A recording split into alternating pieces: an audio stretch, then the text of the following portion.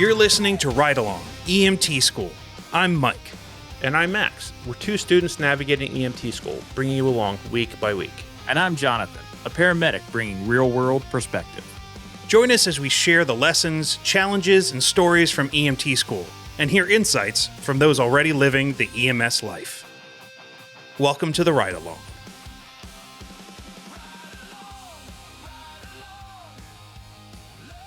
Welcome, everybody. We're back. We're here. We're here for the final countdown. Da-da-da-da. Da-da-da-da-da. Da-da-da-da. You missed your cue in. He's like, no, I'm just going to let them sound like fools. Yeah. Like they usually do. And You guys are you're so much more musically talented than I am. Both of you. Lies. I'm pretty sure the table that's in front of me has more musical talent than I am. That's true.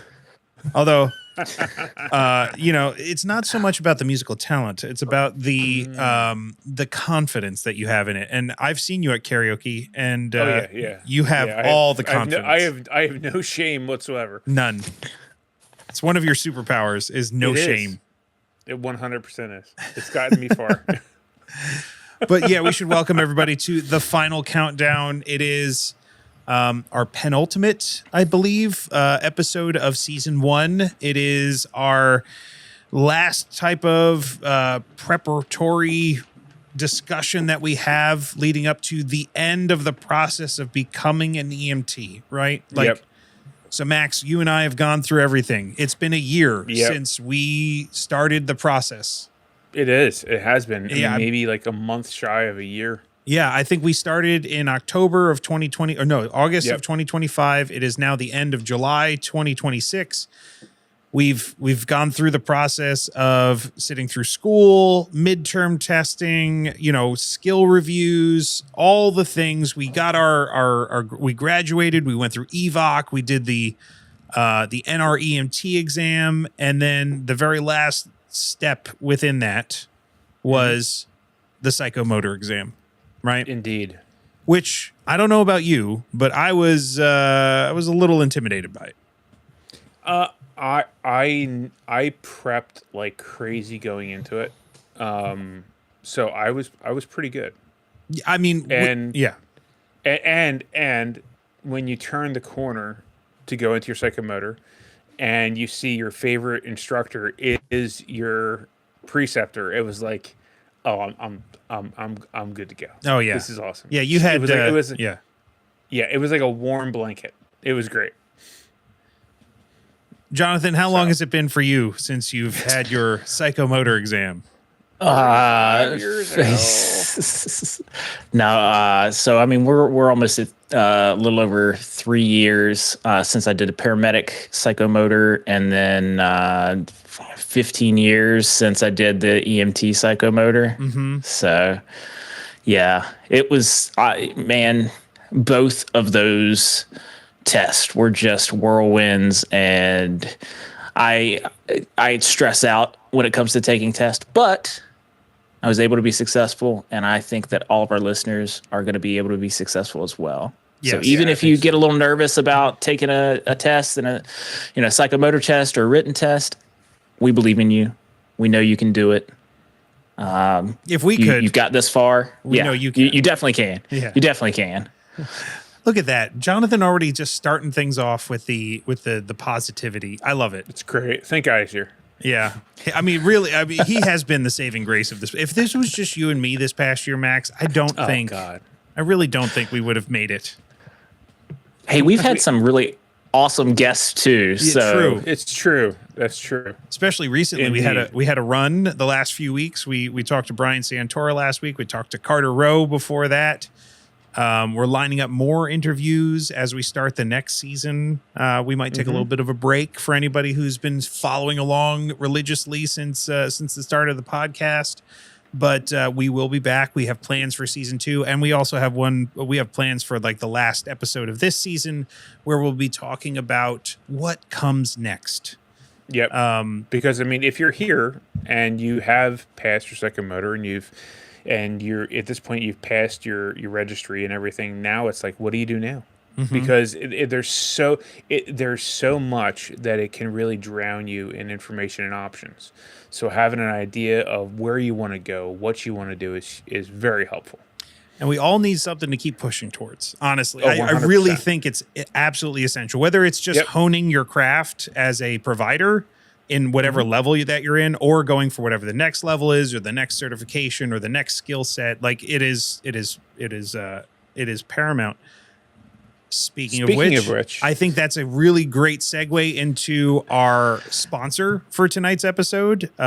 We started working with Pocket Prep. So, are you preparing for your next EMS certification exam? Whether you're working towards your EMR, EMT, AEMT, or paramedic certification, or pursuing advanced credentials in critical care like Jonathan, flight, community, or tactical medicine, Pocket Prep can help you study with confidence. Pocket Prep offers thousands of practice questions covering the NREMT exams and advanced EMS certifications. No matter where you are in your EMS career, there's a study program designed to help you prepare. Max and I both used Pocket Prep to identify our weak areas, reinforce what we learned, and build confidence before taking the NREMT test. So set yourself up for success, create an account, and start studying for free. It's free, like zero money. Like you don't have to put any money into it whatsoever. Just go to ridealongemtschool.com/Pocket Prep. That's all you got to do. Like, and they have great questions. We use them every week on our podcast. You're going to have some more tonight. You get like a few questions for free. And then I'll be honest, I paid for it. And it was a great investment.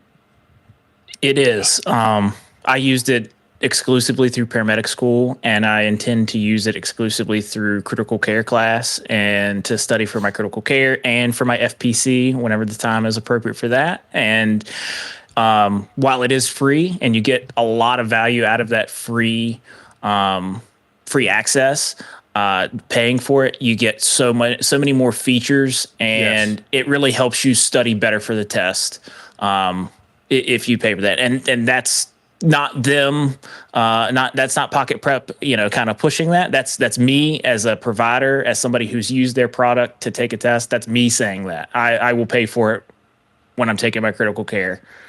Yeah, we've been basically telling everybody about how awesome Pocket Prep is since we started using it, and we actually were silly because it took us a really long time to reach out to them and be like, hey, do you guys have like a link that we can send people to? And they're like, yes, of course we do. You should do that. And we're like, oh, okay, great. So now we have a bit of a partnership thing going on. We're affiliates of Pocket Prep. So if you could use that link, it helps support us. If you choose to, pursue using Pocket Prep, which you should, we highly recommend it. But I think the greatest feature of that app is the ability to hit the button of the things that you're struggling with. Yes. Like as you take the test, it's going to figure out what you need to work more on. And then you can take tests just in that subject. Yes. It is an absolute game changer. And then you can get into the analytics if you want to. Yeah. But for me, just using that feature and like doing the question of the day, like just being up with it every single day. It reminds you, it helps you keep on track. It's great.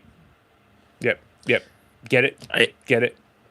Yeah. So, I mean, and another thing that we can segue into, a bit of another announcement on this podcast.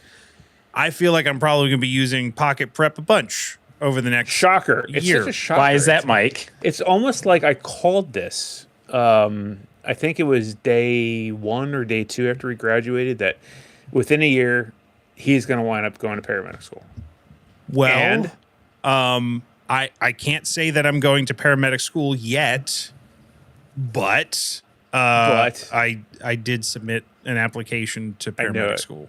I know it. Yeah. I'm going through the process. The first thing I have to do is do a anatomy and physiology course. And the school that I have lined up to go to out here in Eastern Pennsylvania, they have a AMP course that they offer right before that leads right into paramedic school. So I'm signed up for the AMP course. and I have submitted the application for the paramedic program. So if anybody's interested, I think that'll be a pretty big aspect of season 2 is us explaining and kind of going through all the things that we've been learning. So Jonathan's going to be going through critical care school. I am going to go through paramedic school because I'm an absolute sadist, I guess. And now we just need to force Max to do something. And I already picked it out for him, but he did. He hasn't admitted that he's going to do it yet. Yeah, everyone's telling me I got to shave my beard. So I'm getting the same answer over and over again. And I'm like, oh, God damn it! I've had a beard since I was 17. No, you had a goatee since you were 17. You haven't had a beard. Whatever. That can't be there either. It's got to be clean shaven except for a mustache. So you can rock the firefighter mustache. Yeah, No. You're gonna have to, dude. Just go with the stash. Just go with it, man. Stash. You know, just But do that. but yeah. So what Mike is alluding to is we got an email from our leadership talking about doing some cross training in fire, and I think it's something I'm definitely going to look into. Also, the idea of looking into tactical medicine is something that kind of clicks for me in my head, and that is another thing I think I want to look at. So while I'm signing up for shifts, like a bunch of shifts, because I've been signed up now for a bunch of shifts because you're paid. And I'm getting paid. Yeah, they're paying me, fools. yeah. You're this close to being a signed off full member of crew EMT. Yeah. It's like, and the way they've worded it, it's like it's a formality. It's like, no, it shouldn't be a formality. No, please. yeah, Don't they do their please. due diligence. But no, I've worked a 12-hour shift where I was paid for it, which felt fantastic. And the paramedic that was with us basically threw me and a volunteer into the deep end and said, "Okay, it's your night. Do your thing." And that was a lot of fun. I enjoyed it. I had a good time. So I'm actually kind of jealous because if I was not already considering the paramedic stuff, I have a problem with biting off more than I can chew. Obviously, I think you guys have figured that out about me. Yes. You know, hey, let's start a podcast. Let's go to school at the same time. Let me work 40 hours a week and let me do this volunteering. Oh, and by the way, run my own business on the side. Like I bite off way more than I can chew. And I was responsible. I saw this email come out saying, "Hey, we're putting together a special tactics team of of providers, and they're gonna get high ropes angle rescue training, and they're gonna become like fire trained, and they're gonna work with police organizations." And I'm like, this is the coolest sounding thing ever. I want to be on the special operations, EMS team. That sounds awesome.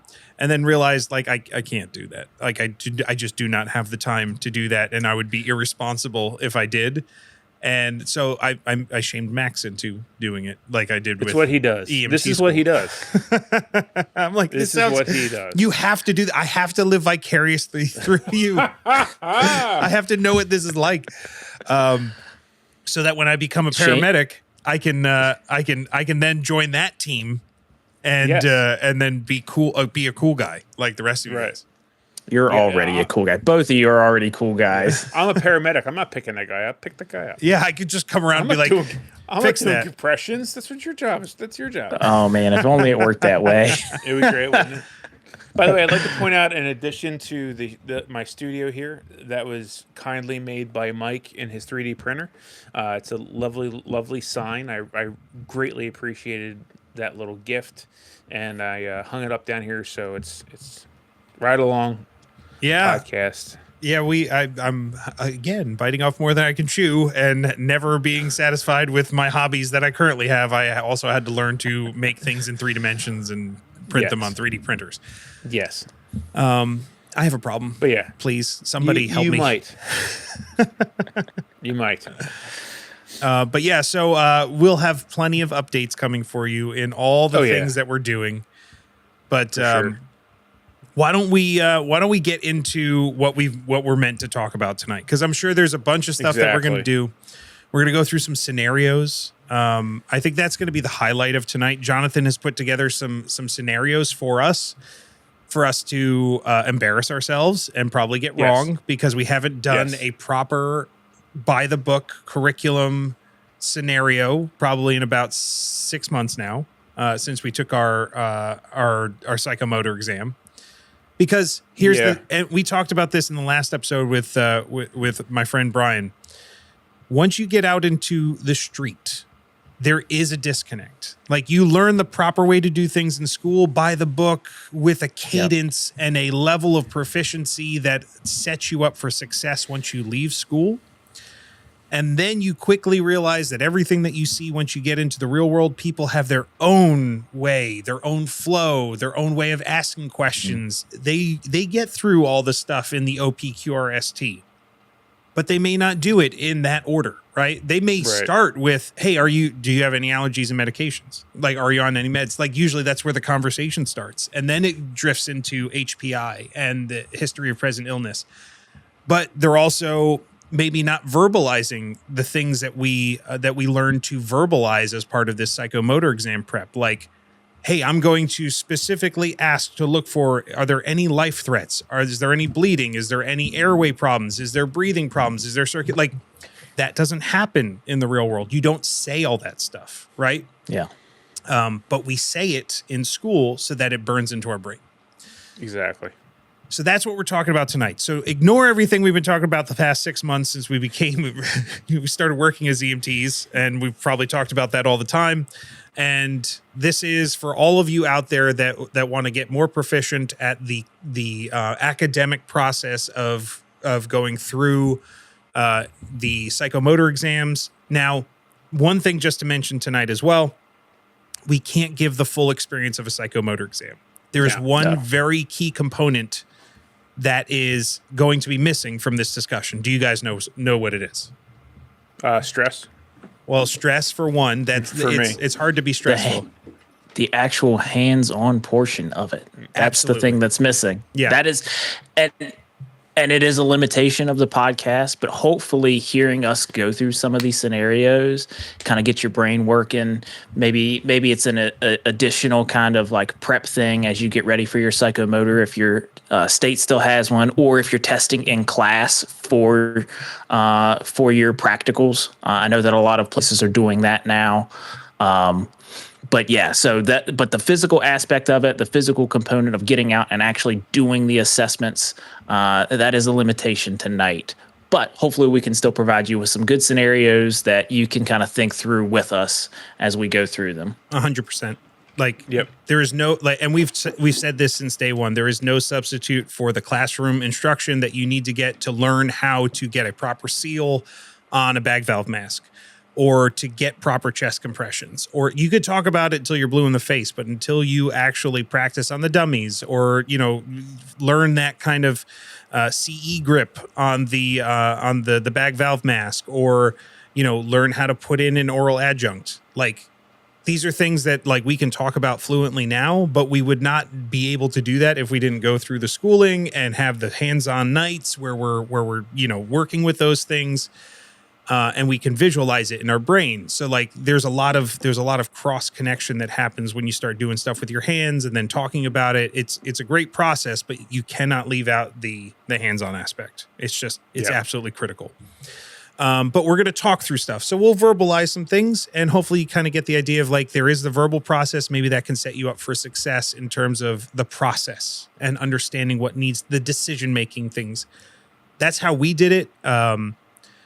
I mean, to shout out to all those podcasts out there that do scenario stuff, like our friends at EMS 2020. Yep. Love those guys. Listening to that is what helped me get through the psychomotor exam, because it just kept my mind working in that process, right? Even though I was listening for entertainment value, I was able to like understand more fluently the process of running a call. So that's what we do. 100%. And I think, I think going through those checklists in your head and becoming fluent with them in your head is also going to help you, especially when you first start out, because you're going to be dealing with pressure. You're going to be dealing with all the chaos of real life and real people. and being able to rely on that structure in your head to stay in the flow, which you have to do for the call, especially when you first start, is invaluable. So, couldn't agree more. Let's do it. All right, so why don't we start where we normally start an episode? And even though we're deep into the episode already, because this is what we do, It is. why don't we start with the medical term of the week? Which, if you haven't figured out by now, this one is the psychomotor exam. What is the psychomotor exam? What is a psychomotor exam? Exactly. Because if you just heard, oh, this is going to be a psychomotor exam, I would say that sounds like a crazy dude on a motorcycle. Yes. But Metal band. yeah, it does sound like a good metal band name. That's a good metal band name. Psychomotor. But the psychomotor exam is a hands-on examination used to evaluate whether an EMT student can safely perform patient assessments, make treatment decisions, and complete required skills, not merely describe them on a written test, right? Yep. So the test is the assessment of, we'll call it knowledge, right? If we're using nerd terms, we're talking about is it the wisdom or the intelligence? That would be the intelligence. Intelligence, right? Like the book learning. Well, no, actually, it's both, because it's not just performing, but it's also decision making, which that would encompass both intelligence and wisdom. But I believe in the true sense of a Dungeons and Dragons type character sheet, I think intelligence is like the intelligence is book learning, and then wisdom is street learning, right? Yes. So if we're kind of splitting those two hairs, the NREMT exam is the intelligence test, 100%, and the psychomotor exam is like the wisdom and agility, or wisdom and agility test. Maybe it's not 100%. It's not strength test. That would be like we're going to lift things and put them I need down. to create a drunken dwarven medic. Yes. Someday we will make this campaign happen, I swear. It's happening. So this exam is usually the kind of the ultimate end test of a certification. Usually it comes after well, actually for us it could have came before or after the actual NREMT exam. Max, I think you took your NREMT after the psychomotor, correct? Yes, I did. Yeah. Yeah, because you deferred it because you had a bunch of stuff going on. So like it can be either or, but typically it's the idea that hey, this is the last step, and once you pass that, that's basically the end result, like the end of the testing process. But it's not the same everywhere. This is one of the things that we learned about that as we were going through it is different states treat it differently. And I realized I did a little kind of digging into it today that it's not like it doesn't exist. In some states, although they said, some states don't take a psychomotor exam. So I'm like, well, that seems weird. But it's not that they don't. It's not that they don't take a psychomotor exam. It's just folded into the class process. So Gotcha. Some states have the testing facility or the education facility run the psychomotor testing, and that may be done throughout. Like they may get a check mark and be, they've passed that psychomotor section.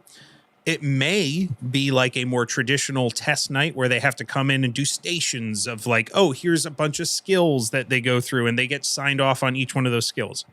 Right. The Pennsylvania psychomotor exam used to be something similar to that, but it was still an official test night that they brought in proctors from the actual EMS organizations where they had skills. But then, and I think this is the modern trend, is moving away from these kind of small skills nights, because you should be learning those in your EMT schooling, and moving more towards a comprehensive, like scenario-based exam, which is what we had.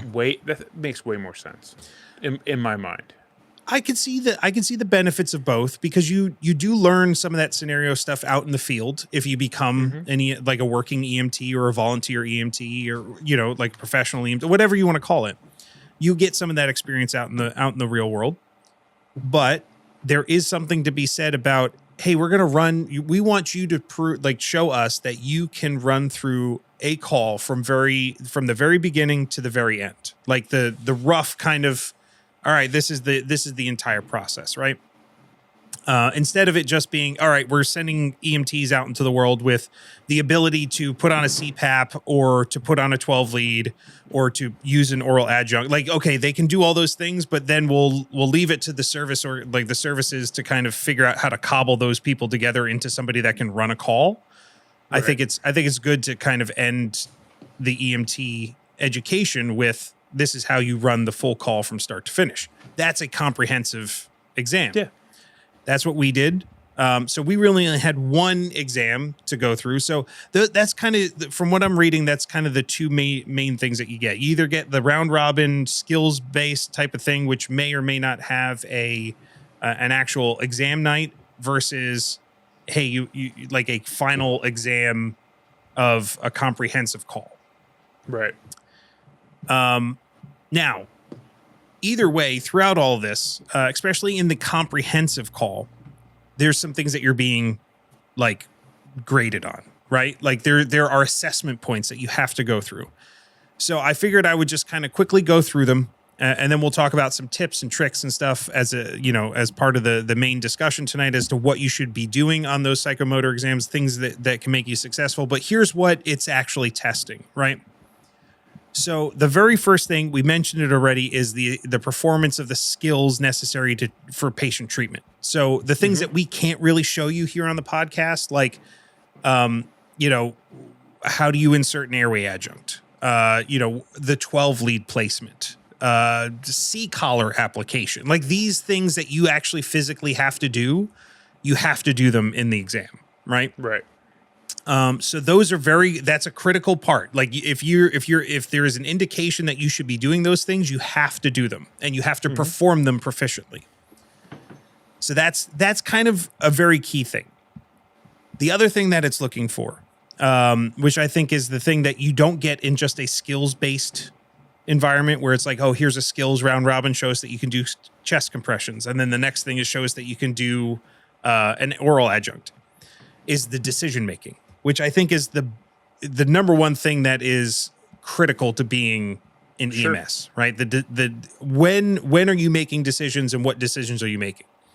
Are you using the correct interventions for what the patient is presenting with? So, right. You wouldn't splint a patient if they're complaining of chest pain, right? Right. Like, okay, maybe you can make the argument like, hey, maybe they have a shoulder injury and like you can sling them, but you're not putting on like a long bone splint if they have chest pain. Like that's not the right, the right treatment for that particular indication. So are you making the correct assessment? Like, are they like, what injury or what illness are you assessing from whatever they're presenting with, right? Right. But also, like, we have different assessments that we could do, right? So like, we have full trauma assessments, we have focused exams, and like, are you using the right one for the right thing that you're seeing? So right. You wouldn't use a full trauma exam for like somebody complaining of chest pain, possibly, right? Like you're going to tailor it for speed, and you want to make sure that you're getting the information that you need when you need it. Right. So if you have a trauma patient, you want to make sure that you're doing a full trauma exam, especially if they're unconscious, you don't know what injuries they may have. You got to go through the whole body, right? Exactly. So if you don't do those things in the exam, even though that's not an intervention, it's an assessment. They're looking for that stuff. So you got to know which assessments you got to make. Are you calling for help? That's one of the things that we learned is critical to being like a BLS provider, right? We know that there are higher levels of care out there that can come to us if we need them to. Are you calling for an ALS support when it's appropriate? Like if they're presenting with chest pain, you think that it's of cardiac origin, that's a big, like, hey, we should be calling for ALS support on this, right? For sure. There are things that we can do in the meantime, but it's a critical fail if we don't assess that patient and go, hey, this is something that is requiring a higher level of care, and we need to call them. Respiratory distress. Yep. Any of the things where you need ALS involvement. Yeah, major trauma, altered mental status. Like there are certain things that we should be immediately calling for ALS support. Which hospital are you going to? Like that is a critical aspect of our job, right? Like we have to make sure that we're bringing patients to appropriate facilities. That is a decision that, well, the patient has a choice in that, unless it meets certain criteria, in which case we have to tell them, like, listen, you've had trauma.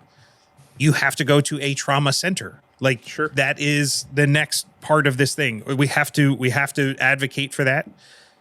If they're unconscious, or if they're having say they're having a cardiac episode, we have to go to a PCI capable hospital, right? So Yep. these are things that we have to know. We have to treat for that, and then time, like, what is the closest appropriate facility? So that is part of our job. That's part of the decision making process. So we're being judged on that. We're being graded on it. Prioritization is a big one. So, are you ignoring scene safety for patient care? Like, if the scenario says, oh, there's a dog, like somebody has a dog bite, right? And you don't actually ask, like, well, is the dog put away? Like, is the scene safe? And you just start going in and assessing the patient, that's a critical fail, because you're not prioritizing the safety of providers on scene, right? Right. We have to do that, because if we get hurt, then we can't provide care. We're just another victim. We're just making the problem all we're doing worse. is making it. Yeah. Are you a big one? One of the ones that we saw a bunch of people kind of have to work through when we first started when we were in school is, are you moving on to the secondary assessment? Are you treating things that are not life-threatening before things that are life-threatening? Right? That's a big one, huge one. Prioritization. Sure. Like, if you come across a life threat, you need to address the life threat first. If you start going into, okay, well, tell me about your medical history. Do you have diabetes? Do you have all these other things? Well, that is not part of the life threat, right? Like, nope. Oh, you have a hangnail. Okay. Like, if you're asking about, the ailments they've had over the last couple of weeks while they're having difficulty breathing, this is a problem. That's a problem. Yeah. Okay. So there are also some subjective things that you're graded on too, which kind of fall under, like, the general demeanor, like how you are performing during this skill. Like, how are you talking to the patient? Like, do you have a generally acceptable and confident demeanor? Usually these psychomotor exams, the assessment forms, have a very kind of open-ended critical fail in there. Like, is the EMT candidate, basically behaving appropriately for professional care? Right. Something along those lines. And it's up to the proctor to go, well, are they being professional or not? And that can have a very wide, interpretation, because if you use profanity, or if you're just completely, beside yourself, or you're crying, or you're like, you're just letting it get to you and you're not behaving professionally, that could be a critical fail. Can you articulate what you're doing, which is not necessarily something that we do out in the real world, although a lot of times we do. Like, we explain to patients what we're doing, what we're looking for, what treatments are we doing. We may be even explaining to them what our partner is going to be doing as a way of prompting our partner to do a certain thing, right? So sure. Can you talk and articulate while you're performing care, or while you're making assessments, while you're interacting with a patient? And Mike, one of the things related to doing a psychomotor examination and being able to articulate, you have to verbalize a lot of these things that you're being assessed on, right? Yeah. So scene safety and wearing your appropriate PPE is one of those things you have to verbalize. The best thing to do, or one of the best things to do, is to verbalize everything you're doing as you're going through that process. That way the proctor knows that you did it. It doesn't hurt to go ahead and verbalize what you've done. It may sound a little silly, but the proctor may not know that that's what you're thinking or that's what you're doing. Even if they can observe you. So verbalizing it is an important thing when you're going through this psychomotor examination. That was so hard for me to to speak out what I was thinking in my head, because I have a habit of just running it through in my head and not verbalizing a damn thing. And that was something I really had to practice at, because that, for me, that was a huge weak point, is just verbally shutting down and just kind of head down going through it. And, you know, the proctor's straight, like, we don't know what you're doing. We don't know what your interventions or what you're going to do for interventions. And just them coaching me through, like, you have to speak about what you're doing. You have to verbalize it. It's critical. Yeah. There's a very fine line between intuitiveness and absent-mindedness. That's something I learned in this. Like, you can be an intuitive performer, right? Like, okay, I'm going to like, I know what I'm doing and I can just intuitively know how to do it, versus I'm not forcing myself and not allowing myself to go through a step-by-step process to submit to the process of it, right? Like, and I saw that in a lot of students that we were going through. Like, they would just run through something because they felt like they knew it. But in reality, knowing it is being able to articulate it. That is the definition of what they use to say you are proficient. So it is a critical discipline of being and then when you go to charting and you know, basically keeping track of all this stuff, which is actually not part of the the exam at all. But it should be. It should be, because that's a critical part of, like, being able to say, well, I did these things. I thought through the process. You have to be able to articulate that stuff, right? Yeah. So the other side of this kind of general demeanor category, like how you're performing, is how long it takes. Like, that is usually there's a time limit. You have to perform the task within a certain amount of time. There may be like sections of that have time limits. Like, oh, you need to address the life threats within 3 minutes. You must complete the entire call within 30 minutes. Usually it really shouldn't take that long in total, but they give you a generous amount of time to work through the problem, to talk about it, because they know that you're doing this for the first time, right? Or maybe not for the first time, but this is a nerve-wracking process. There is a lot of leeway, right? It's not this like demanding thing where it's like it's impossible to pass. They want you to pass. That is something also to keep in mind in going through this. Like, everyone that's proctoring this thing knows what it's like to be in your shoes. Yep. So if you're taking an extremely long time to do it, or even worse than that, moving into shutting down and just not knowing what to do next and giving up, that is a fail, right? Like, you can't do that. You can't just quit halfway through, obviously, and then expect to pass. But you need to be able to be a self-motivator, be like, oh, I'm getting bogged down, I don't know what to do next, to be able to kick yourself out of it, because really what they shouldn't be doing is coaching, because it's not that's not what they should be doing in this process. Now, some may, I'm not going to say they won't, but like, that is something that you need to be able to kind of work through yourself. Be like, all right, what do I need to be doing next? What have I done? And what's next on the process? You know? And you know, going back to the idea of the time you have, like, if you know you're good on time, take a deep breath, go back over in your head everything that you've already done. And most times, if you've missed something, going back through it step by step, you're going to catch it. Yeah. You know, you don't have to, if you run through it and you have time, whether you think you got everything or not, go back through it again. You have that full time to get through it. Like, you may have an extra 10 minutes. Well, take that time to make sure you didn't get any critical misses. And most importantly, just take a breath, calm down, and then move through it. If you start getting panicked, or you start stumbling, or you get to that point where you're shutting down, again, that's going to serve you also when you get actually into an ambulance and you're actually in someone's home. Yeah, it's a good thing that they put you through this process, because you need that skill. Yeah. And then the last thing in there is a bit of communications. Now, while we should be articulating what we're doing, that's not necessarily communications per se. That's us being able to talk through the process and what we're doing.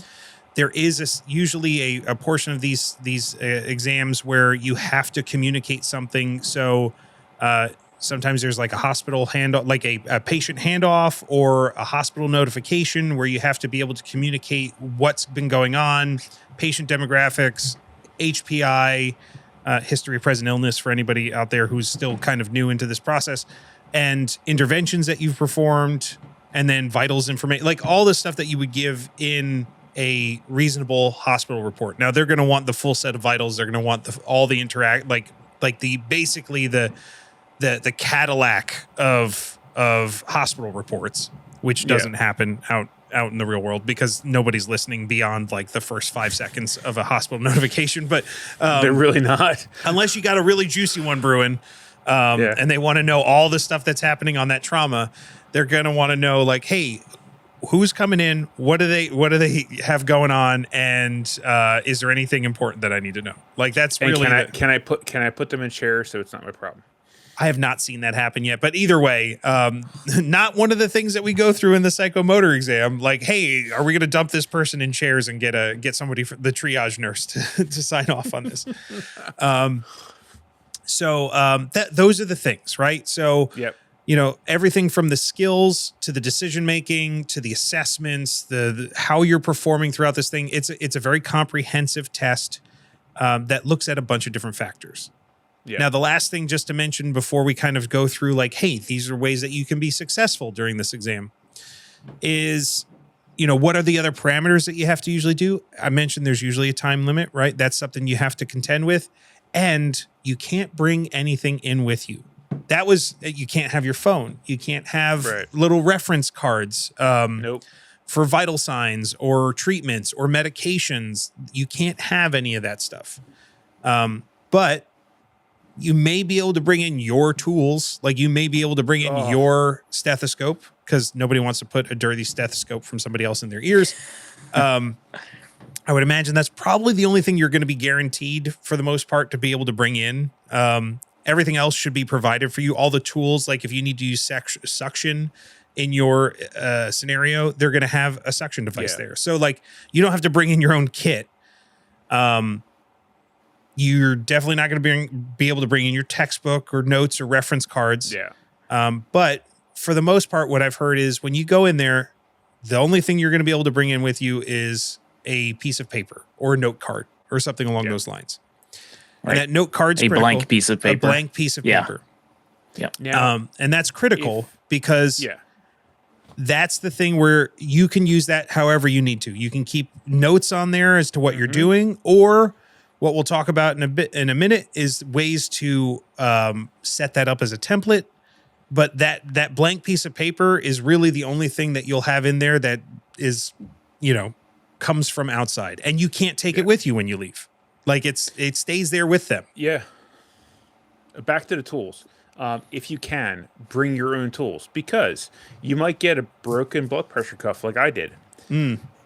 Actually, 2 of them were broken because the first one was broken, and guess what? The second one was broken. So if you can bring your own tools, bring them. Yeah. I think I was allowed to bring in my own vitals kit. Like I have the stress of like I'm going through this. I'm already kind of stressed because I'm being tested, and like for some reason I'm not getting a blood pressure. And the proctor's like, "Can I see that?" And she's like, "Yeah, this isn't working." I'm like, it's one less stressor you don't need. So if you can, bring them. So those are the parameters, and usually you'll have. I remember for us, just to kind of give you guys an idea of what we had to go through in Pennsylvania. We came into a room. We had a certain time block that we had to be there, and we got to sit in a room. We had to get rid of all of our electronic devices, put them all on a table, be completely separated from them, so that we couldn't communicate with anybody else that was going through the test, and sit there and wait for our turn to go into some little room where we would then get a proctor giving us a scenario to which we had to then perform. So exactly. And then afterwards, when we came out, we were thankfully they told us right away, like whether or not we passed or did not pass. Oh yeah, because waiting like a week after that would have killed me. Oh my god, that would have. Because I'm so down on myself. Usually, I'm like, I think I did okay. Although I did have some proctors in there that were like they're not supposed to tell you in the exam that you passed, but they were like, yeah, no. as you may not be able to see on this sheet that you've we've I got a similar viewing. Yeah, and it was like, oh, you've passed with all of the check marks in every single category. I'm like, okay, good. Yeah. So, Yeah. and then when they finally told me, I was like, oh yeah, okay, great. So like that's the process. It's regimented. It has to be. They want to make sure that you're not cheating, that you're not, ruining it's so the easy process. to cheat now. I mean, it's so easy. I mean, with technology and just the slippery technology that you can have at your beck and call. Yeah. I think it's critical that, and by the way, you can't talk to anyone in the room either. Yeah. Oh yeah, that was the other thing. I believe yeah. we were watching an episode of Scrubs. I believe is what we were watching. And you had to sit silent. You couldn't talk to the other students that were there. But I think it's a good thing. I mean, you granted, you're not going to be on your own once you get in the field. And that's the whole idea of this difference between testing and the real world. But I think it is valuable to be in that situation where it's just you and it's all on you. I think it creates a little bit of character. Yeah. Which is never a bad thing.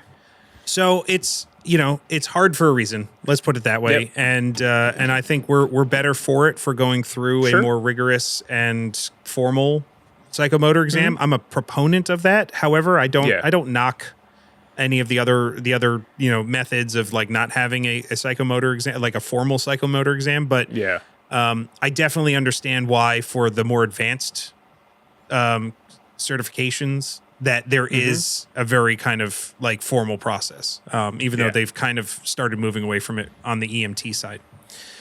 But because honestly, we really need more EMTs. Like that's essentially what we've learned through all this. Yeah, 100%. And we do a lot of learning on the job. Like that is the best place to learn how to do this. But we got to do it. We got to learn the foundation, right? So. Exactly. But anyway, that is our medical term of the week is the psychomotor exam. And now we should probably talk about some methods and ways in which we can be successful. So, Max, why don't you take us through some of the things that we learned about how we can set ourselves up for success? So one big tip, and this is something that, one of our proctors that come in had really drilled into our heads, is the idea of memorizing a template that works for you so that when you get into that psychomotor and you're given that little piece of paper, or even when you're at the point where you're having to go through the steps of what you need to do, is having a template in your head of how to run through the information.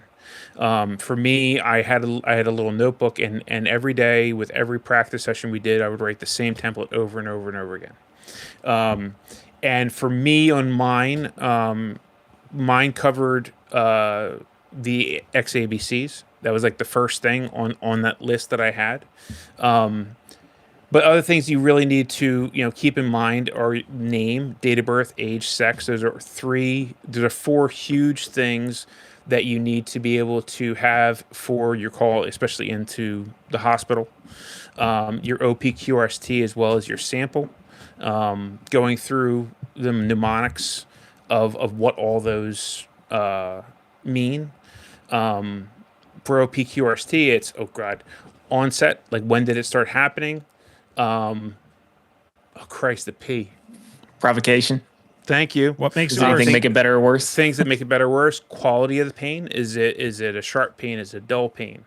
The R is, does it radiate? Like, is it radiate or moving from one body to another? S, severity. Crap. Severity. How bad is the pain? Like, what a scale of like 1 to 10? What's your pain level? 0 to 10. What's your pain level? And when did it start happening? Like, what time did it happen at? Right. See, I mean, it's been 6 months, and we're it's been already 6 months. Exactly. Because the reality is that when you're doing this on an ambulance, you're not going through this checklist. As much as I try and remind myself of my checklist and what I need to look for, but we should be. We should be. Every call. In every call, we go through this stuff, but we may not be articulating it, which again is the the difference between intuitiveness and laziness is it's a thin line. Yeah. And then you start getting into your history questions, like signs and symptoms. What's going on? What led up to it? What's causing it? Big one, allergies. Allergies. Like, are you allergic to anything? And like, if you're doing something where you're at a nursing facility, a lot of times they're going to have a list of what their allergies are, and sometimes you may have a person that doesn't even know what they are, or demented and can't tell you. Yeah. So hopefully you either have a nursing staff or you have family members that can kind of give you that information. Medications. What medications are you taking? The big one, blood thinners. That's a huge one, especially for any kind of a trauma. And a lot of these people that are in the nursing homes, you might get a med list that's 3 pages long. It gets crazy. But main medications, what are they taking? Crap. Past history. Thank you. Sorry. Past pertinent information. So if they're having an issue where, let's say, their shoulder's hurting, okay, well, did you have a fall? Did you lift something heavy? Was there something that caused that may have happened earlier? Or, their altered mental status. Are they diabetic? Last time they ate. Like, when's the last time you ate or drank something? And then E is... Events leading up to.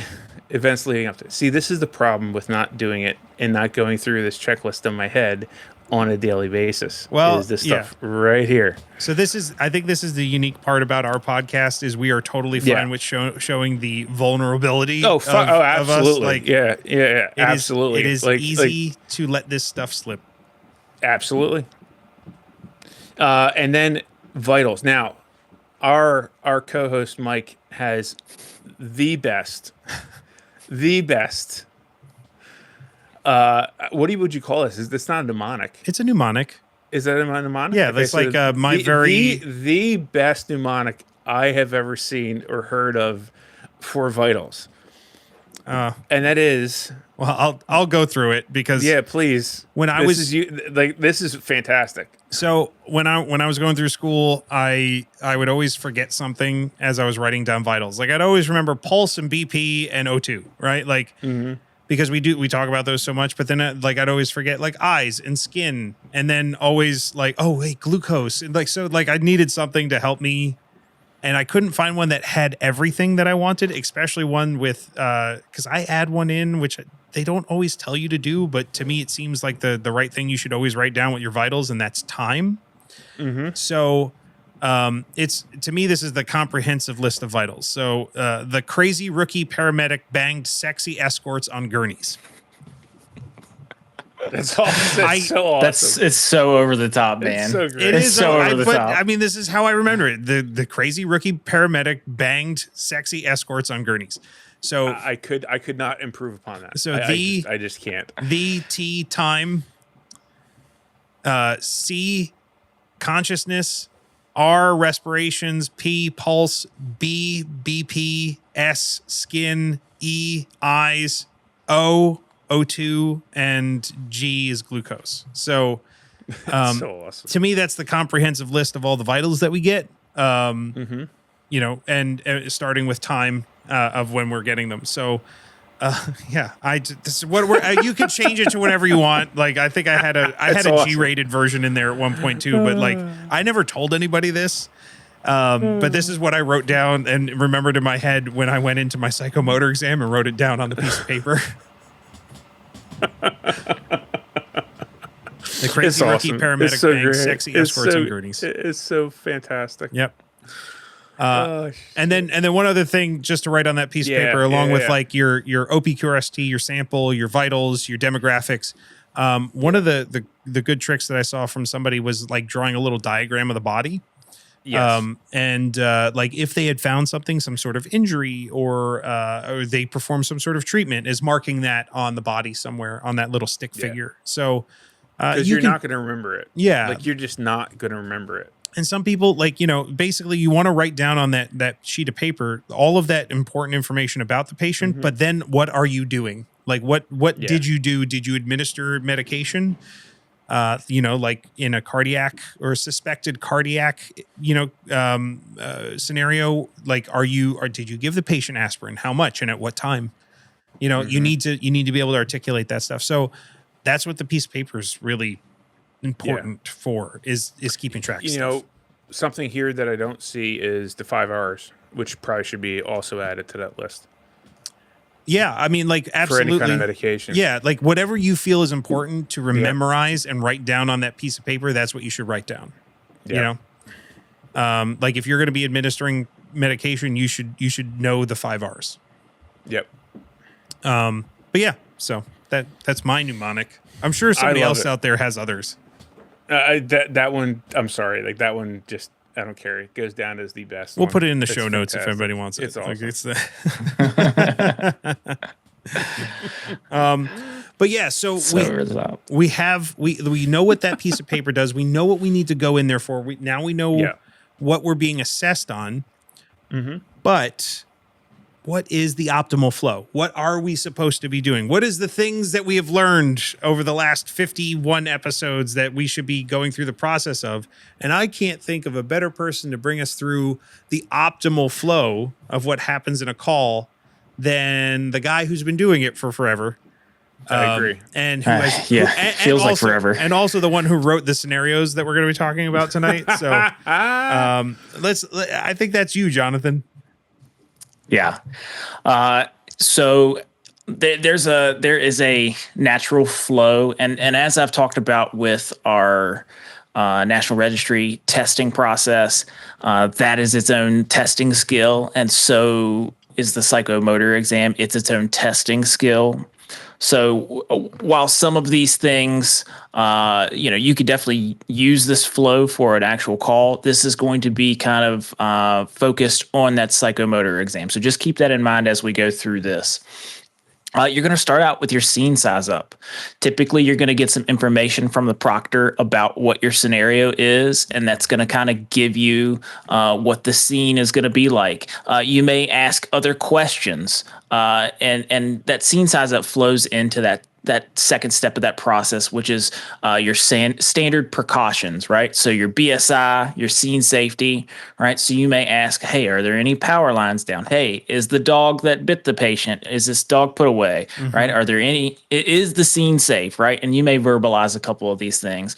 And they may even have, depending on your testing station, they may even have some physical props that designate something dangerous, right? Some caution tape or, some different things. So verbalizing those as part of your scene size up and your standard precautions, BSI, scene safe, that's going to be the start of going through this testing.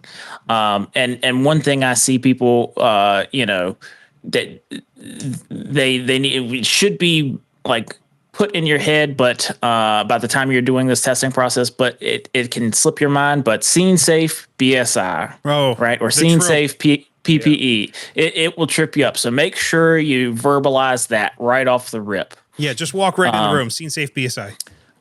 And really, like that is in all the testing that I have partaken in myself and then helped proctor and been a role player for, that is always your best course of action. As soon as you get in there, scene safe, BSI, articulate that from the get-go. In your, information the proctor is going to give you, they're going to tell you a little bit about the patient and kind of like, just like a dispatch would be, they're going to give you some information of, what brought you here.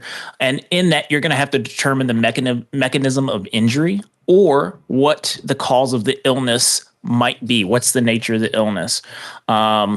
If you need to take C-spine precautions, right? One of the things about testing is you will have a phantom EMT partner, right, that you can hand things off to. So initially, you should take C-spine precautions and do that sort of thing yourself. You should physically do the thing, verbalize that you're doing it, and then to continue the assessment, you need to go ahead and say, "Hey, I'm going to have my phantom EMT partner take over C-spine," and then the proctor will acknowledge you, and you'll go forward with your assessment. One big question that I also see people forget: is this my only patient? Now, generally, it's going to be your only patient, but it is a critical fail. You need to assess whether there are other patients on the scene. So just keep that in mind. Hey, is this my only patient?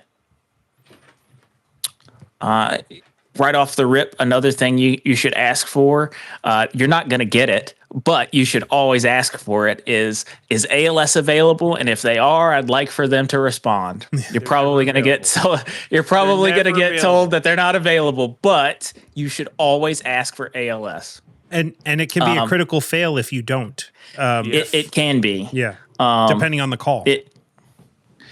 So general practice is you should be asking if ALS is available, and if they are, you'd like them to respond.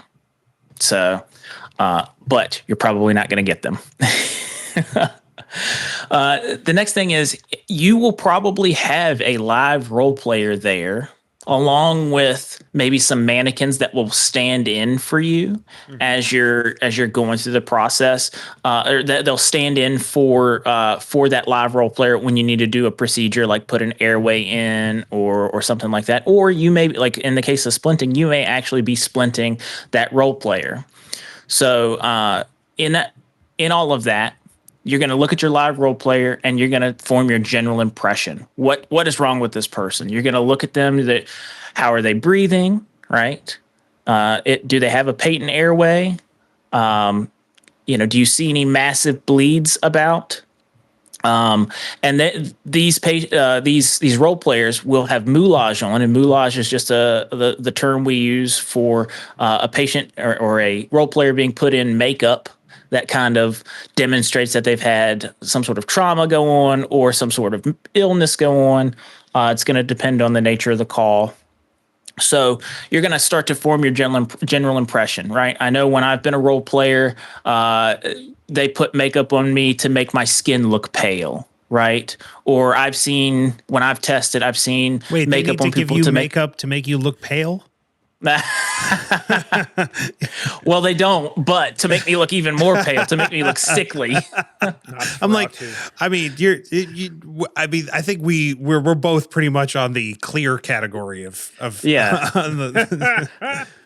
Yeah, I don't tan, I lobster. Yeah. So that's how pale I am. Yeah, me too. So, but yeah, so you're going to start to form your general impression based on how the role player is acting and how they appear. At this point, you're going to assess their level of responsiveness, right? Are they alert to you? Can they talk to you? Will they respond to verbal questions or commands? Do they only respond to painful stimuli, or are they unresponsive? Right? These are your AVPU. You're going to go through that. You're going to make a determination, and some of that. If we think about the psychomotor, it's kind of like you're playing a game, and the proctor's going to give you some information as well as the actual role player is going to give you information too. So the role player may be able to answer your questions. You may ask the role player a question and they'll give you an answer, or if you ask a question, the proctor may go ahead and give you an answer to that. So again, as you're already forming your general impression, but in that general impression, you're going to evaluate the airway, breathing, circulation, or the XABC, right? If it's a trauma station, you're going to assess for any life-threatening bleeds right off the rip.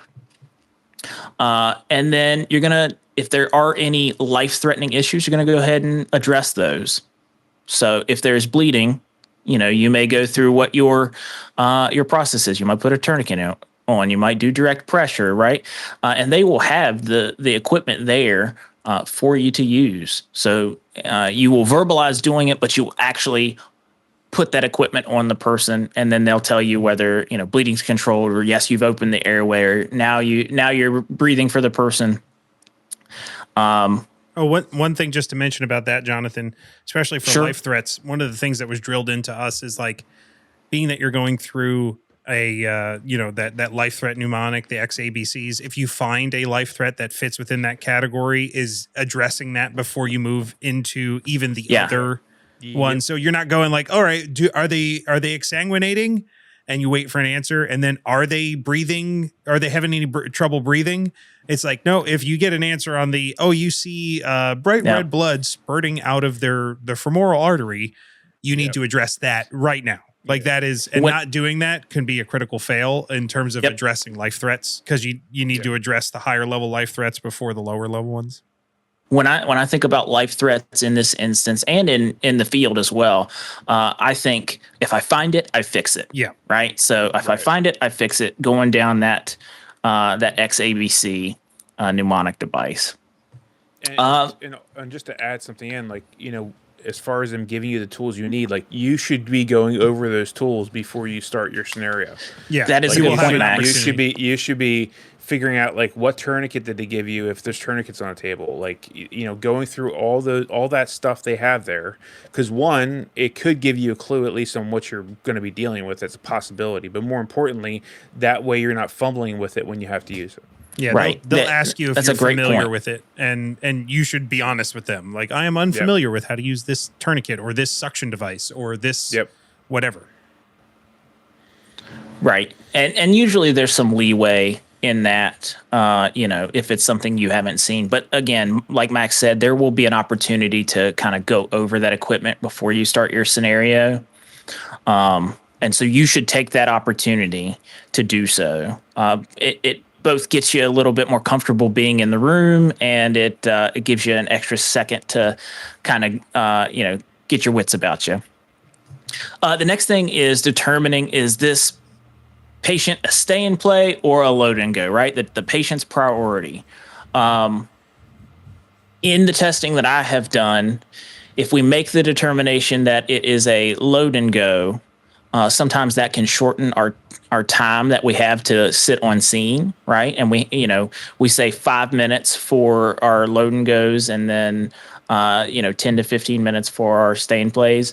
So you whatever your testing protocols are going to be, make sure you're familiar with the expectation of the testing site in that regard. But you will have to determine that priority, right? So the best thing to do is, hey, this is a load and go. We're going to go ahead and put this patient in the ambulance and start transporting, right? If that's the determination based on your scenario.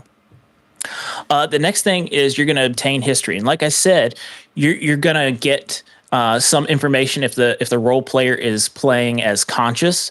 They're gonna respond to your questions. So asking them the history, or if there's a bystander that's a role player in there, maybe they'll give you some history.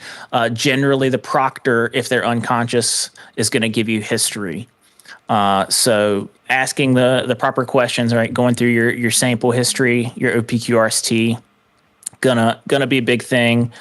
Your demographics, primarily going to be your age, and your sex, and of course, name and date of birth and all that sort of thing. But the big things are going to be age, because that may determine, hey, if it's a pediatric call, that might change my interventions just a little bit, especially when it comes to medications, right? So vital signs. Okay, now this one is something that can be, you have to play the game with it. You are actually going to take vital signs on your role player, right? You're gonna get your stethoscope out. You're gonna get your BP cuff out.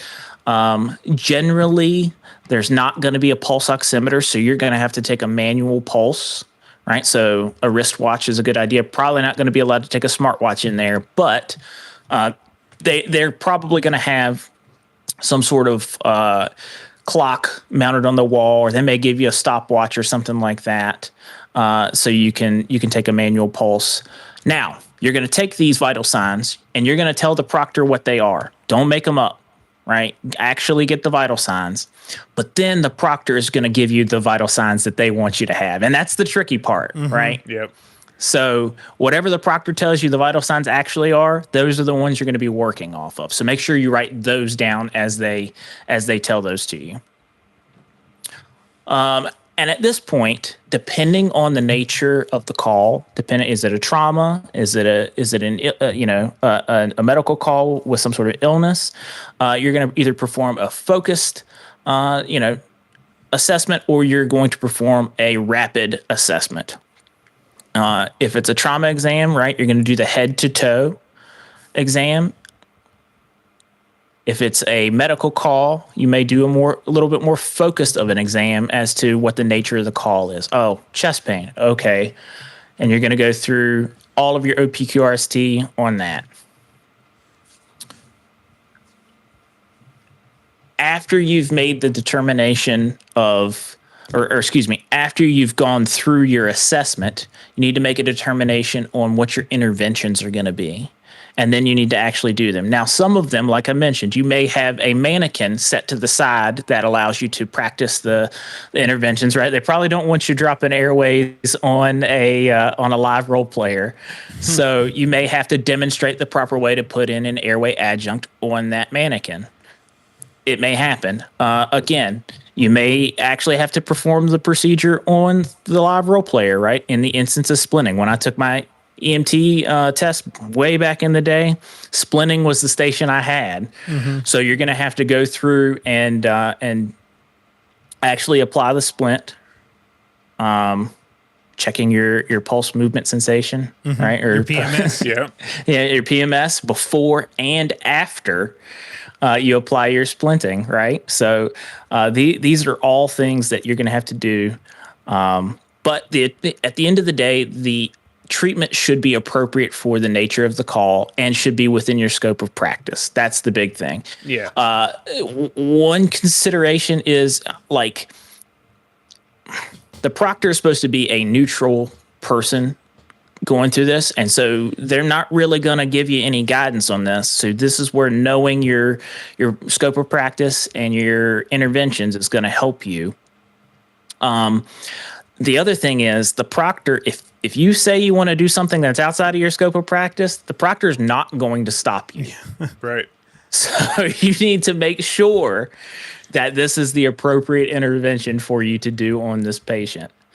At this point, you're gonna make a determination as to transport, right? And so we already talked about, hey, is the patient priority, right? Is this going to be a load and go or stay and play? So we may have to go ahead and verbalize, all right, we're going to go ahead and go to the hospital, or hey, we're meeting an ALS provider. Generally, you're just going to go ahead and go to the hospital. That's going to be your safest bet a lot of the times.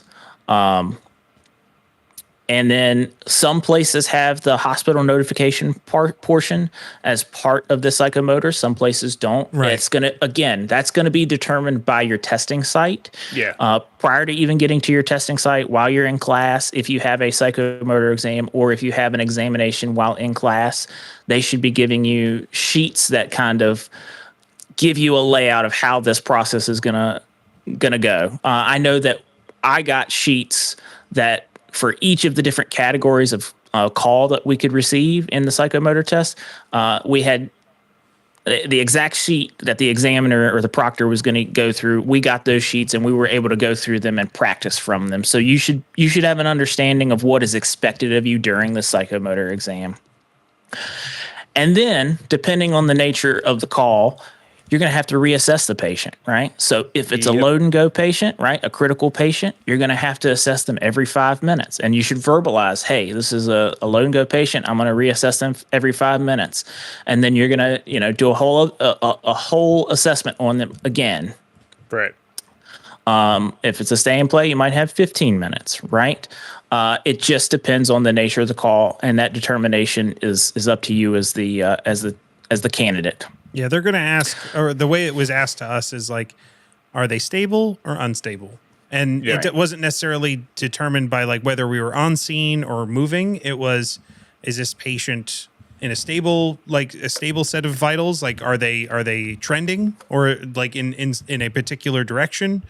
That was something that they were very, very keen on. And basically asking like, is this somebody that you would assess every 5 minutes or 15 minutes? And usually, it's pretty apparent of like, okay, they're relatively stable. It's 15 minutes. But if they're not, then it's, you make sure that you reassess them every 5. Yep. And then depending on your test site, the proctor, when you get to the end of the road, the proctor may ask, is there anything else that you'd like to do? Yeah. Which is the hardest question in all of the test, in my opinion. And here's the thing, don't overthink it. It's not a gotcha, but it is a time to go through and like Max was talking about earlier, it's a time to reevaluate everything that you've done, all the questions you've asked, And if there was something you missed, this is your time to go ahead and verbalize. Oh, yeah, I'm going to put oxygen on the patient. Yeah, and I'm going to put a nasal cannula on them at whatever rate is appropriate for them, right? Yep. Fun side story. It was always 15 liters by non-rebreather when I was testing. It's different now. Yeah, it's way different now. But that was always the correct answer when I was testing back in the day. Yeah, nowadays it's, titrate up to, appropriate SpO2 levels, right? Right. And so that's kind of how the process and the flow is going to go as you come into this psychomotor exam. It's a lot. It's a lot to go through. It is. And like we've been emphasizing, these are not things you should wait till the day of, the week before, right? You should hopefully be doing some of this prior to your examination, right? Yeah. A few weeks, right, throughout class. Mm-hmm. You should be. Here's the thing. Oh, go ahead, Max.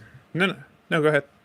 Well, I was just going to say that, like, as you're going through this stuff, and what I'd like to do right now is, obviously we just went through, and by the way, that list is like 16, 17 items long that Jonathan just brought us through.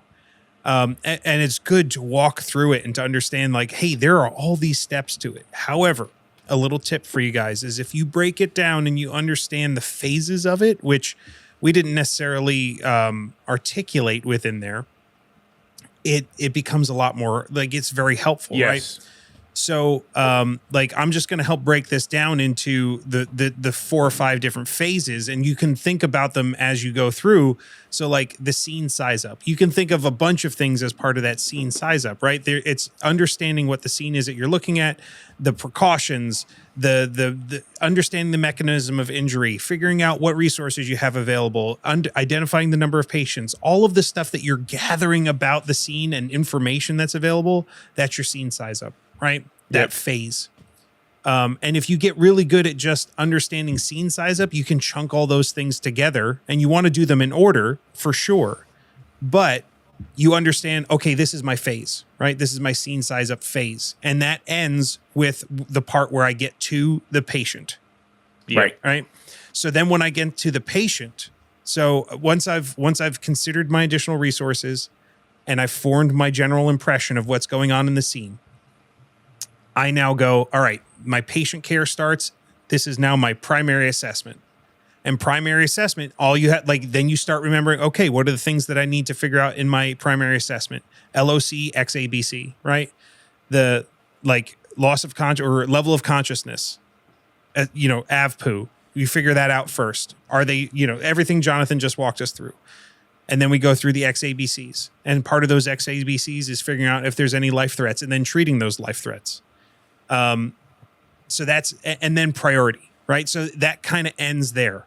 Like, we figure out the life threats, primary assessment. Okay, done with primary assessment. There's nothing else as a life threat for this patient. Secondary assessment. And this is what they teach us in school, right? Like, it's just becoming like having, like getting very familiar with the different parts of those things. But then we can understand, like, all right, well, a secondary assessment is understanding the history of present illness of a patient. Okay, well, I'm going to obtain history, right? The OPQRST, the sample information, their demographics, and get their vital signs. That's what we do in every secondary assessment. All right. And then we do our exams. Like, are we going to do a rapid exam or assessment, a trauma assessment, so on and so forth, right? So we're just digging down deeper into what we need to figure out about these patients. So we have primary assessment, secondary assessment. We figured out everything we need to figure out, and then we go into treatment. What are we doing? We treat the patient, and then we transport. Yep. And then the transport decisions, the hospital notification, the hospital destination, all that stuff is part of the transport phase, right? So, so we just think about it as scene size up, primary assessment, secondary assessment, treatment, transport. So we just break it down into those categories and allow ourselves to just work the phases. And you know what? There's nothing wrong with, all right, well, I'm in secondary assessment. Let me start it over again. That's okay. Like, let me just run through these things. Let me go through the OPQRST again. Did I get everything that I needed in those? And that's usually allowable. You know, they're not going to ding you for going, all right, let me just double check on this because I think I missed something in the, like, up front of it. And then we're like, now I'm confident I'm done with the secondary assessment. I'm sure I have all the information about the history of present illness that I need. I'm going to move on to treatment. And then we treat the patient. We do the skills that we need to do. Okay, I've performed that. What do I need to do? Transport. And then we figure, like, then we work the transport phase and the reassessment, right? And that's where we end it. So we can, it's so much easier. I found it a lot easier to think about it in those categories, those phases, and getting really familiar about what the process is, what things we're doing within those phases. Now, I would not have been able to articulate this 6 months ago when I took the test. It's just, it's hard to think through the whole thing now, but now that I'm going through it, I've, like, in my head, this is how I had organized it. And thinking about, you know, a higher, like, you know, I can't think of 17 things. I can't memorize them in 17 things. That's not how my brain works. But no, I can memorize a process of 4 things. Yeah, if you break it into sections and you take it off one chunk at a time, it makes it way easier to, one, not miss critical fails, to not have critical fails. And also, you know, it allows you to move through it or in an organized way, because otherwise it's so easy to get lost. Yeah. It's so easy to get lost. All the practice sessions that we saw leading up to the actual practical, the biggest issue people had was just getting lost in the mix. Yeah. You know, because they would get to one point and like, I don't know what I'm doing next. And if you have that regimented for yourself, it's just going to serve you better. Yeah. It's reps.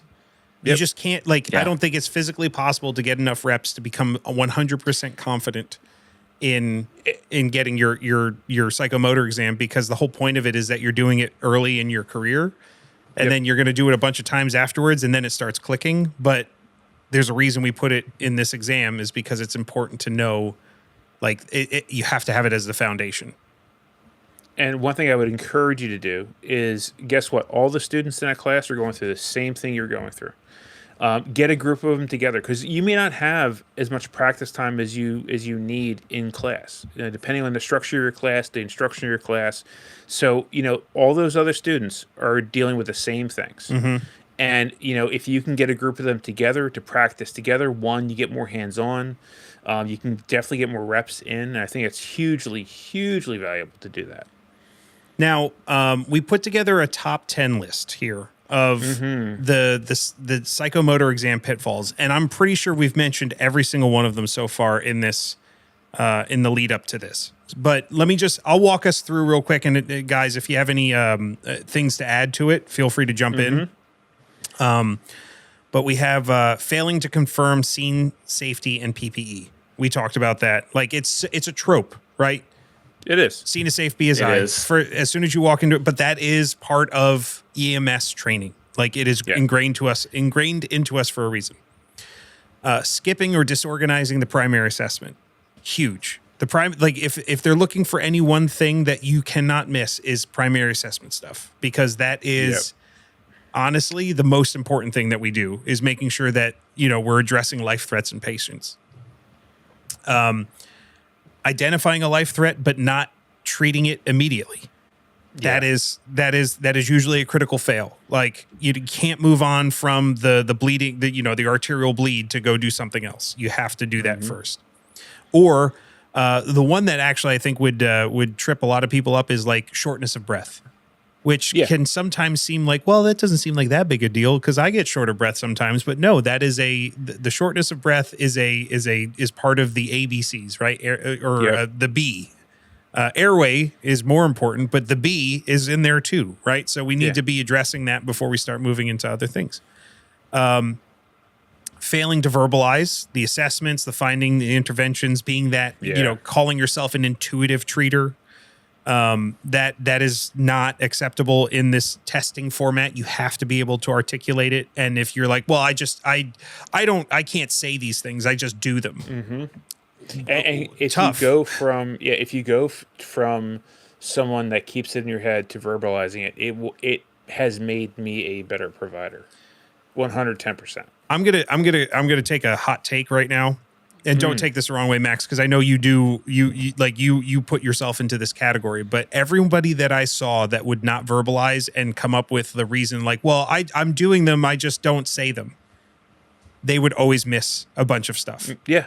And it had nothing 100%. to, like, it's like, well, if you were doing them, then you wouldn't have missed a bunch of things. So like a lot of people use that I'm more intuitive than anything else, are really just saying I don't feel comfortable like articulating, right? And then another one, following a memorized script instead of responding to the scenario. Yes, you need to be able to be familiar with like the process, but you have to listen to what's going on. Absolutely. Like you just critical, like, oh, well, I'm supposed to do this. Well, sometimes there may be something in there that's telling you like, well, maybe it's more complex. Like usually the scenarios are pretty simple. Like they're not trying to trip you up with stuff, but if you're just not listening, if you're not catching like a vital sign that you're not expecting, that can ruin the whole test for you. Right. And that's how you could miss one of those, critical threats, is that you're just flowing through your script and you're not really listening to what's being said to you. Yep. It's an easy way to miss that. Missing medication indications, right? Like knowing the indications of the medication and especially contraindications. So like, for instance, if you have a chest pain of suspected cardiac origins and they're presenting with a BP lower than 100 systolic, knowing that you should not be doing nitro in that situation because they already have too low of a blood pressure, right? Or whatever the protocols are. I think it was 100 systolic in the national curriculum. So correct me on that if I'm wrong. But like if their blood pressure is too low, you need to know that there's a contraindication for that particular medication that you wanted to use. Performing a skill incorrectly, like, oh, I'm using a BVM, but the mask is upside down. Like that's an incorrect use of the skill. Like you have to know how to do those things. That one's kind of intuitive though. Like you should get enough skills practice that stuff becomes second nature. Like, oh yeah, I know how to apply. Like, although I will say, even to this day, confession time, I would be a bit intimidated if I had to put a CPAP on somebody because you just do it and like so rarely. And when we went into the psychomotor exam, I'm like, please not CPAP, please not CPAP, please not CPAP. It was please not CPAP or please not OBGYN. I didn't.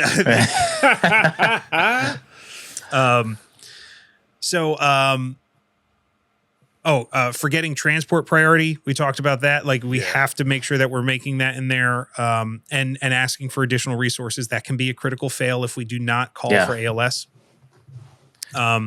Failing to reassess the patient. We have to reassess. Why do we reassess?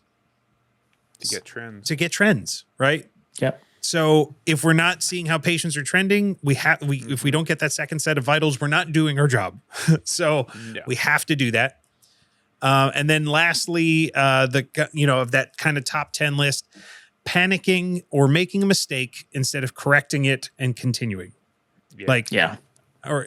Correcting after making a mistake, because it's not, we don't have to be perfect. Like, especially if that mistake is a mistake in procedure.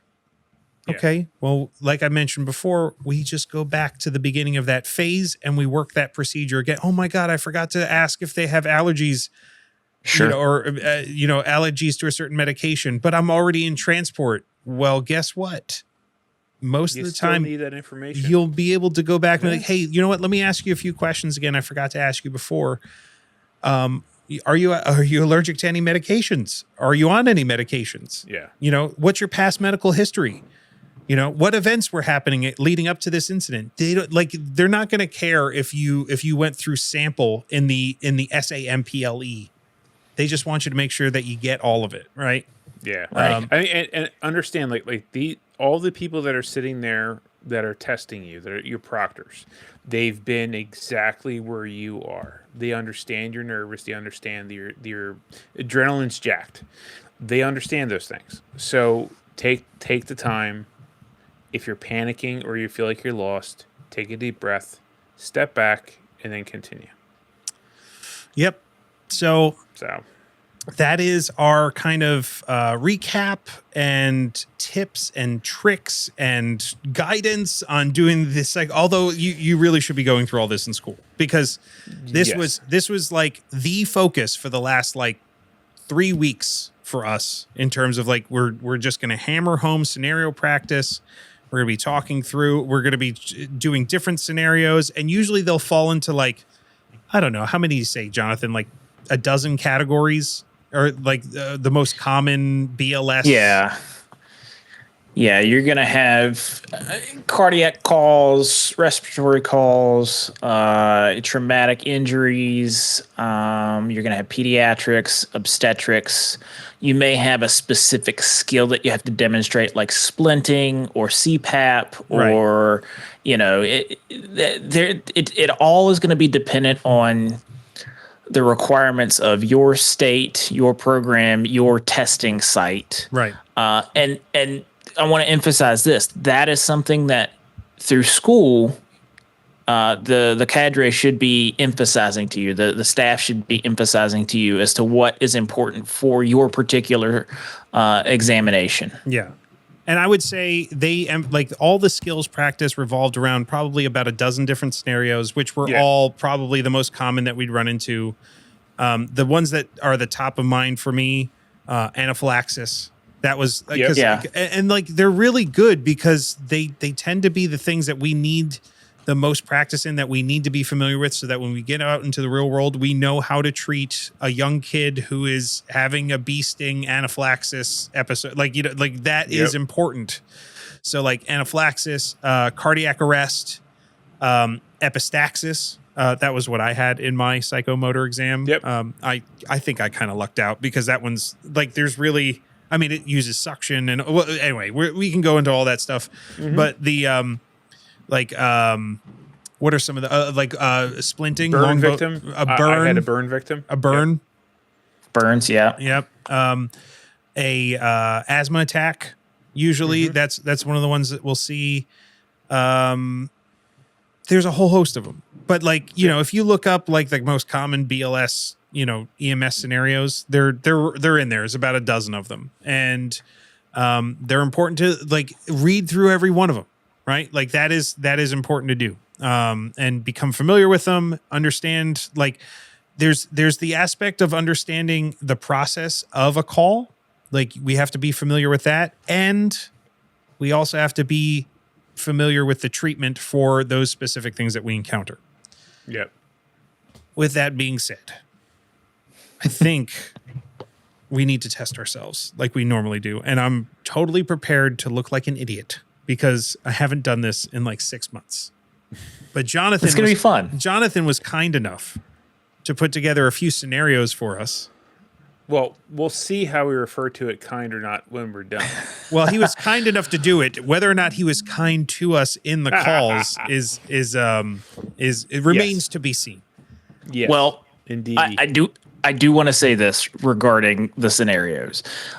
So, you know, and these scenarios may be just a touch more detailed than what you may receive in your psychomotor exam in actuality. But I want to emphasize there's no gotchas in any of these stations that you may go to. Nothing is a gotcha. It shouldn't be. The whole point is for you to be able to demonstrate your capabilities, everything that you've learned. And so I made these scenarios tonight to kind of emphasize that. Again, you may get a little more detail than you might get on your actual psychomotor, but other than that, again, there's no gotchas.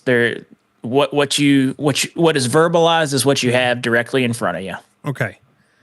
All right. So if you guys are ready for your psychomotor evaluations, let's get this kicked off with our first scenario. And so we're going to do these one at a time.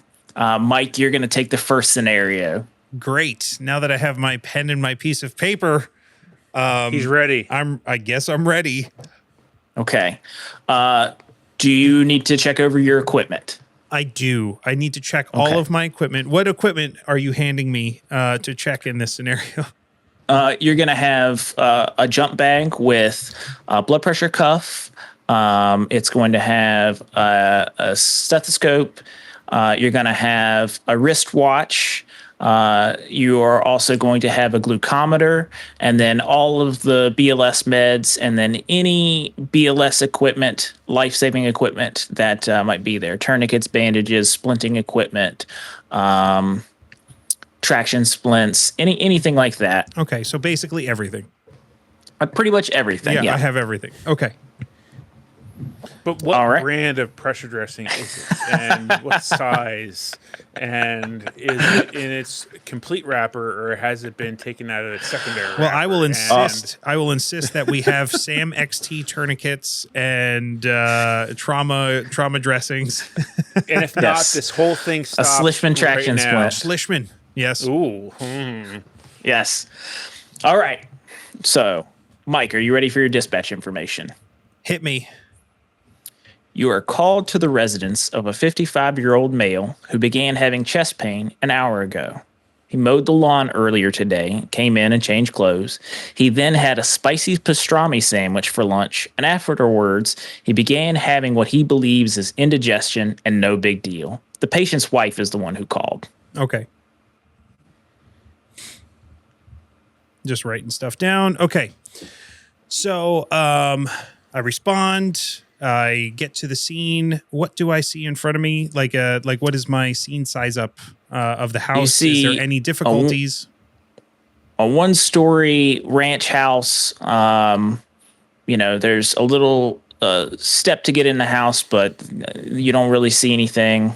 Looks like a pretty decent house. Okay. No dangers, no like impediments to getting the gurney in and out of the house, anything like that. Nope. Okay. So I will continue with my scene size up. As I leave the ambulance, head up to the house. I will make sure that I am, donning all appropriate BSI and that the scene is safe. Okay.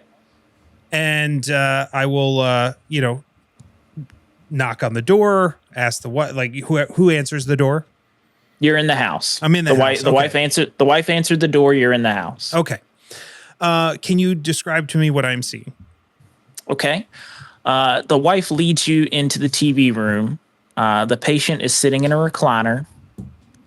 He looks kind of sweaty, just doesn't look like he feels good, kind of uncomfortable. He's belching, and every time he burps, he holds his chest. Okay.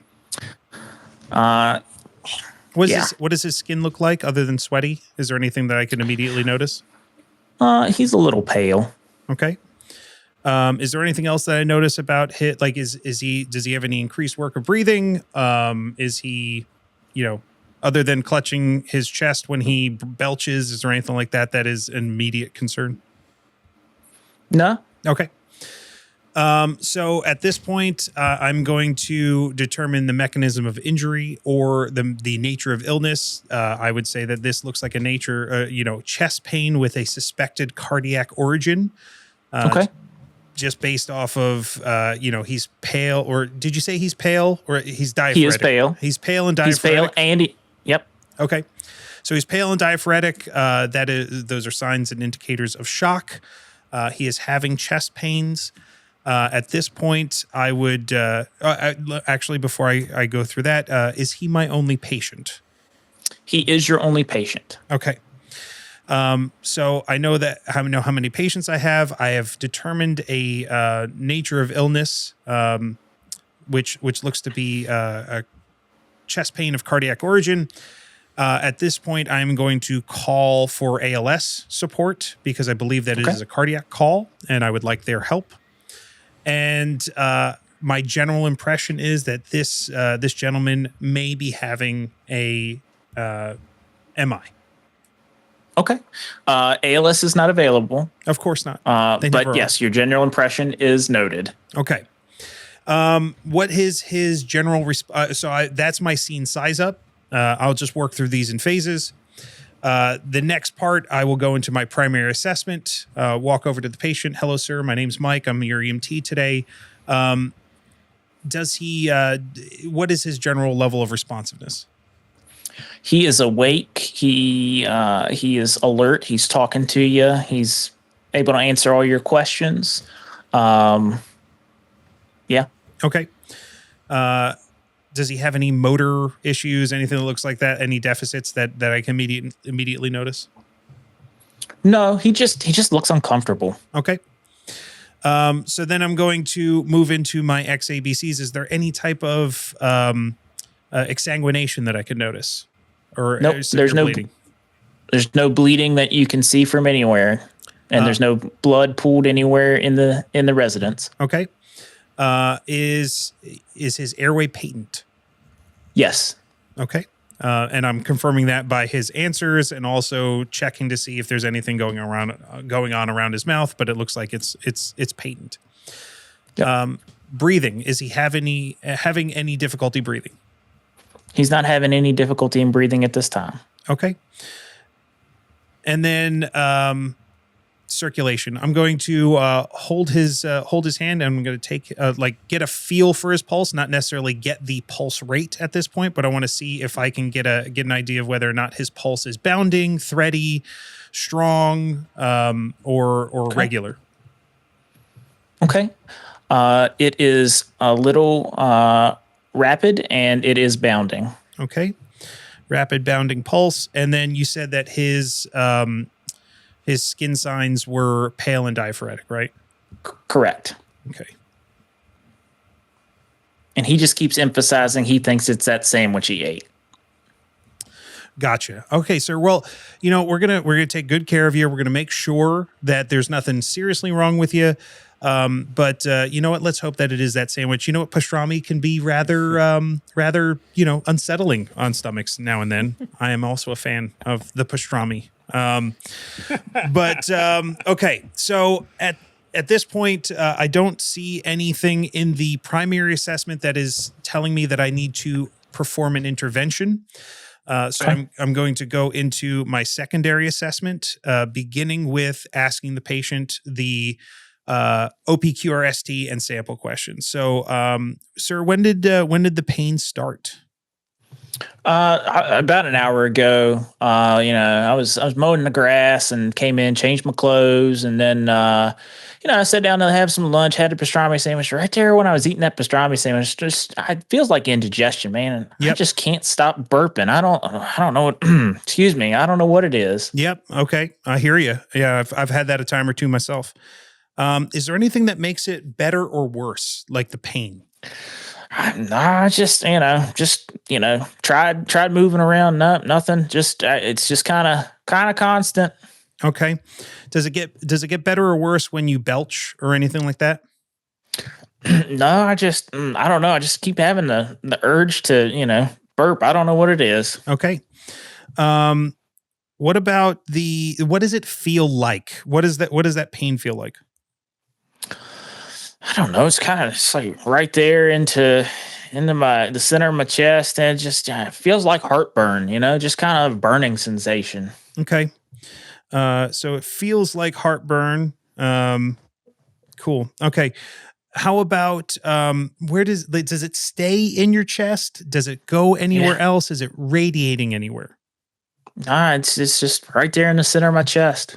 Okay.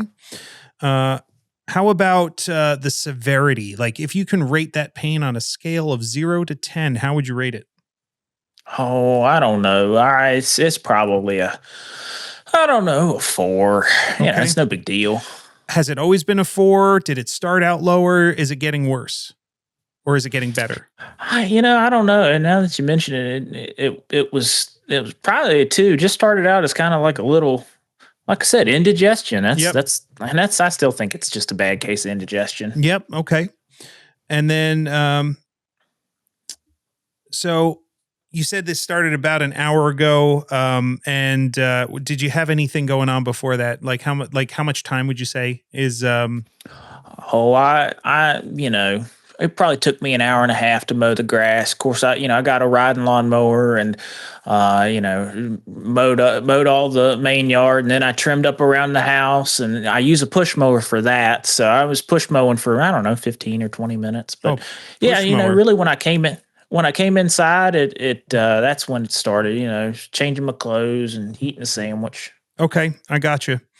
So, so we have your signs and symptoms. Let me ask you a couple more questions here. Do you have any Sure. allergies to medications? I'm allergic to penicillin. Okay. Nothing else? That's it. Okay. How about meds? Are you on any current medications? Oh yeah, I take some medications. I know the name, but I don't remember exactly what each one does. I take. Can you tell me what they were for?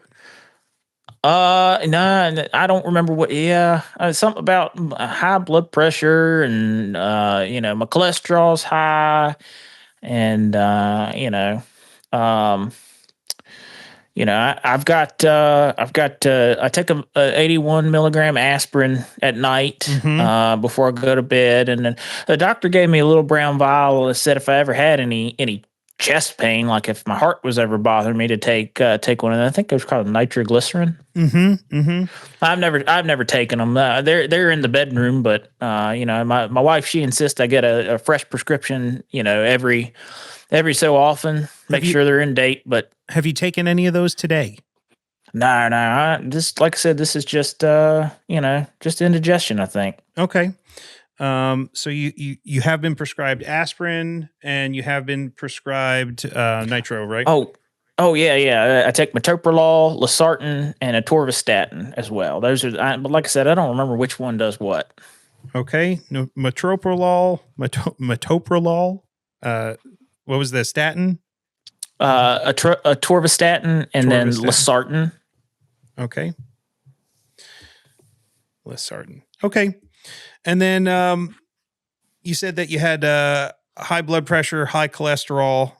Any past medical history with heart problems? Have you had a heart attack before or anything like that? No. Never had a heart attack. Okay. When was the last time you ate, sir? Well, I had pastrami, a spicy pastrami sandwich at lunch. It was, probably, I don't know, 15, 20 minutes ago. Okay. So 15, 20 minutes ago, you had some pastrami. Did you drink anything with that? Yeah, I had a glass of lemonade with it. Okay. That's probably that lemonade and that pastrami. That acidity can really stack up on you. So let's hope it's that. All right. And then, and you said you were mowing the lawn leading up to it and eating lunch, right? Okay. All right. So let me get some vitals on here. Actually, what I would have done is, while I'm asking him all these questions, having my partner get a set of vitals, hooking them up to the heart monitor. Can you tell me what those vitals might be? Okay. So you have a blood pressure of 162/96, a heart rate of 122, a respiratory rate of 18, and then an SpO2 of 96% on room air with no difficulty in breathing. Okay. And then his blood sugar is 110. Well, in Pennsylvania, we would not have been allowed to get the blood sugar because we can only do that under with altered mental status or signs of stroke. However, good to know. All right. So what I'm seeing here in the vitals is some elevated blood pressures of 162/96. That's high. Heart rate 122, also high. Respiratory rate 18. That's pretty good. It means that, if he is, it doesn't seem like he's working harder to breathe than he should be, especially that's confirmed with the SpO2 of 96. And the sugar doesn't seem to be that big of a factor in there because that's within normal ranges. So are there any vitals that I'm going to ask myself if there's any vitals that I'm missing? Especially ones that may be pertinent to this. And we got the skin signs before. That's another vital sign that I always make sure that I get, but that's kind of part of the pulse or the circulation phase of the primary assessment, which he is pale and diaphoretic. So he is showing some signs of shock. So at right now, I'm thinking if this is chest pain due to cardiac origin, I'm kind of formulating a plan of, well, okay, if he's having any trouble breathing, if he is showing signs of shock, do I want to make sure that he's getting some oxygen in him? But the SpO2 is at 96, so I'm not indicated to use that because he's not below 94.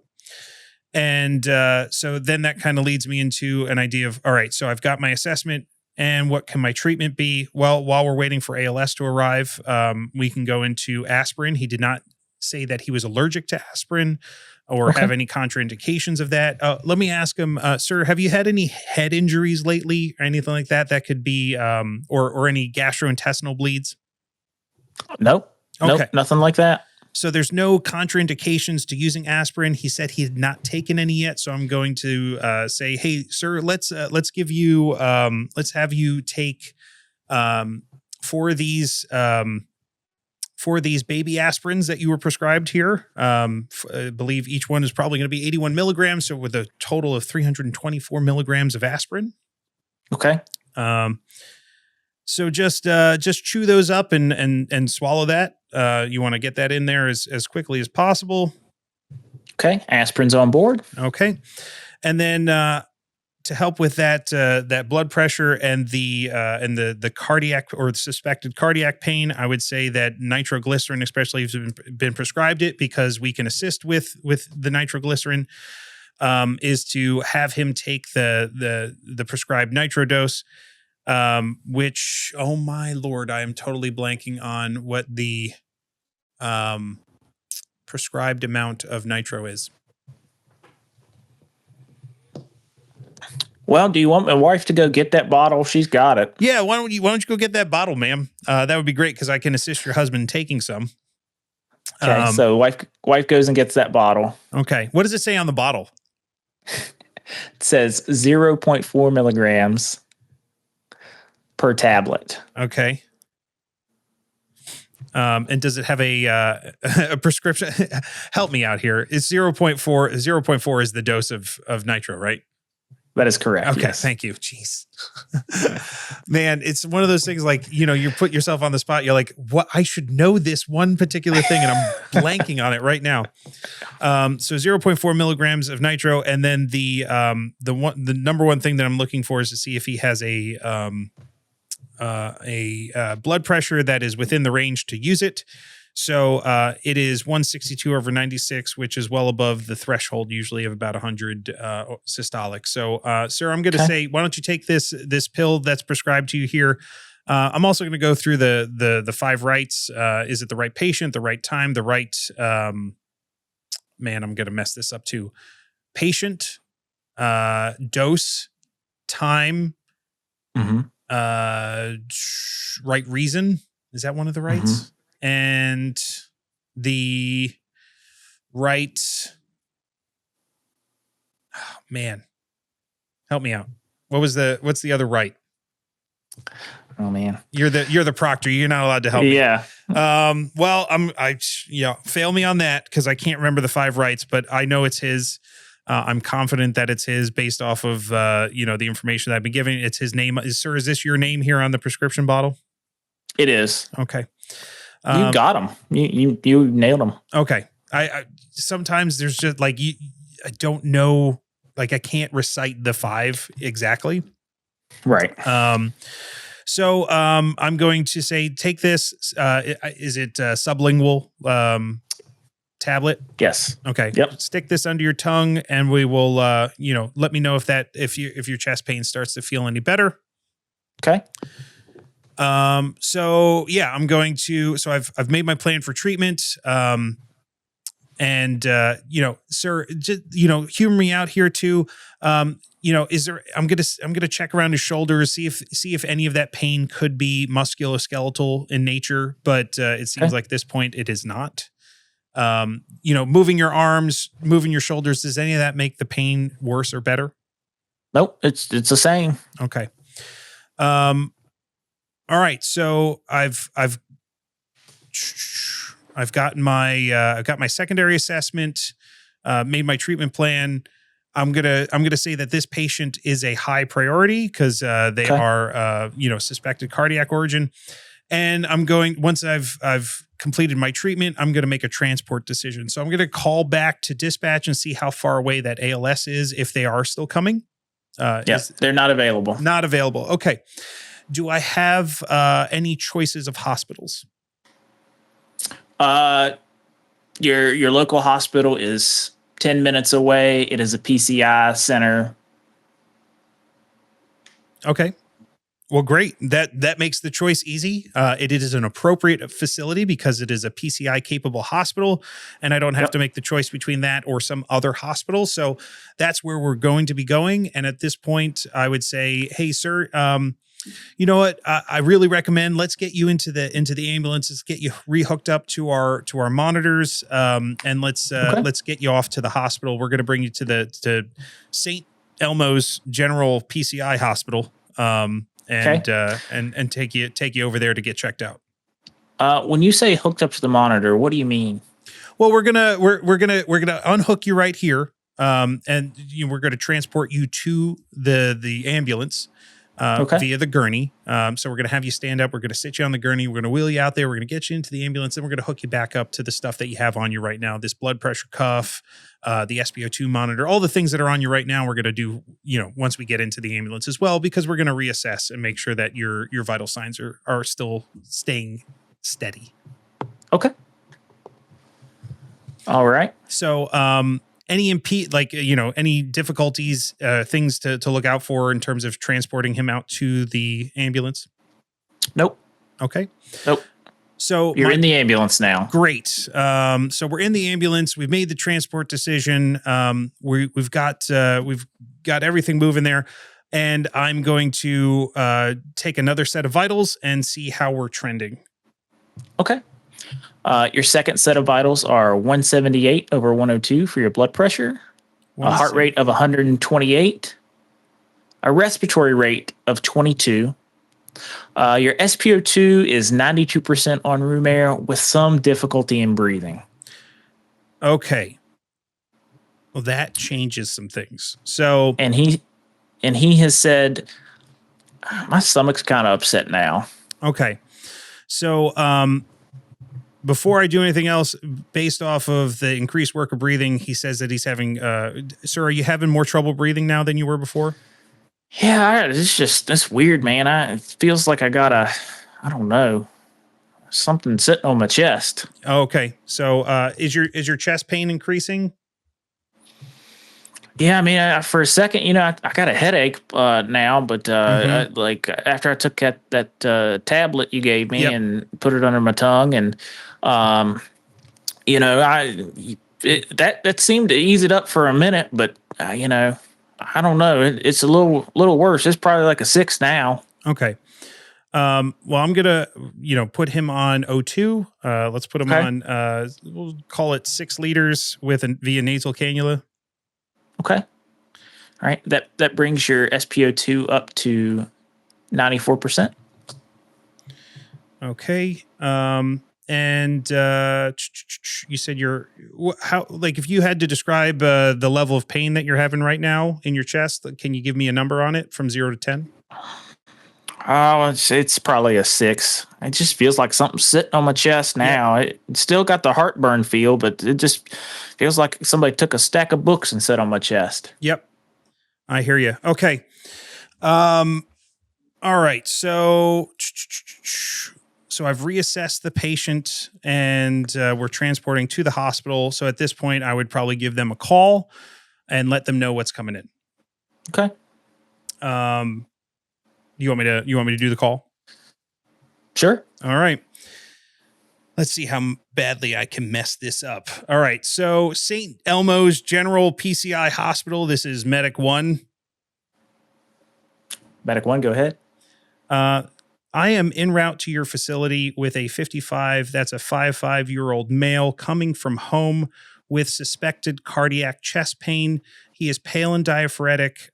He has a BP of 178 over 102, trending upwards from the 160s. His heart rate is 128, respiratory rate of 22, SpO2 originally at 92%, now at 94 after 6 liters of O2 via nasal cannula. He has been administered 324 milligrams of aspirin, 0.4 milligrams of nitro, and he is on 6 liters O2 via nasal cannula. He originally presented with a increasing chest pain starting at a 2, increasing to a 4 by the time we arrived. It is now at a 6, and originally was breathing okay on his own, but started getting difficulty in breathing as he got into the ambulance. We are about 5 minutes from your facility. Do you have any further questions? Have you done a 12 lead? No, I have not done 12 lead. Damn. Well, I'm going to go crawl under this desk over here and cry myself to sleep. We'll do that right now. How about that? Okay. So you do a 12 lead, and it spits out a reading on the strip that says star STEMI. Well, just like any hopes I've ever had of being good at this job, this is a bad sign. And so, yeah, I'm going to send this and hit the transmit button to you guys over there at St. Elmo's General Hospital with PCI capability of this STEMI that's happening on this gentleman, which I've totally missed. All right. So we received it. Yep. Bring him on in. We're notifying the cath lab right now. Mm-hmm. Okay, cool. So I'm just going to drop him off and then sail away into the sunset. Damn. Okay. All right. So that is I am complete in the scenario, and I have critical failed. Okay. Or is there anything else you'd like to do? No. Just Okay. cry and lick my wounds. But it's okay. So it's easy to miss something is kind of the thing, right? So we Yes. have to think about it. No, you did great. Let's say that you didn't have a cardiac monitor. You still handled the call the exact way that you should have handled it. Your interventions were on point. You hit, and it may be a question as to how your assessment site is set up. You might not have a cardiac monitor. However, you should definitely verbalize that if you do have one available, you would take a 12 lead.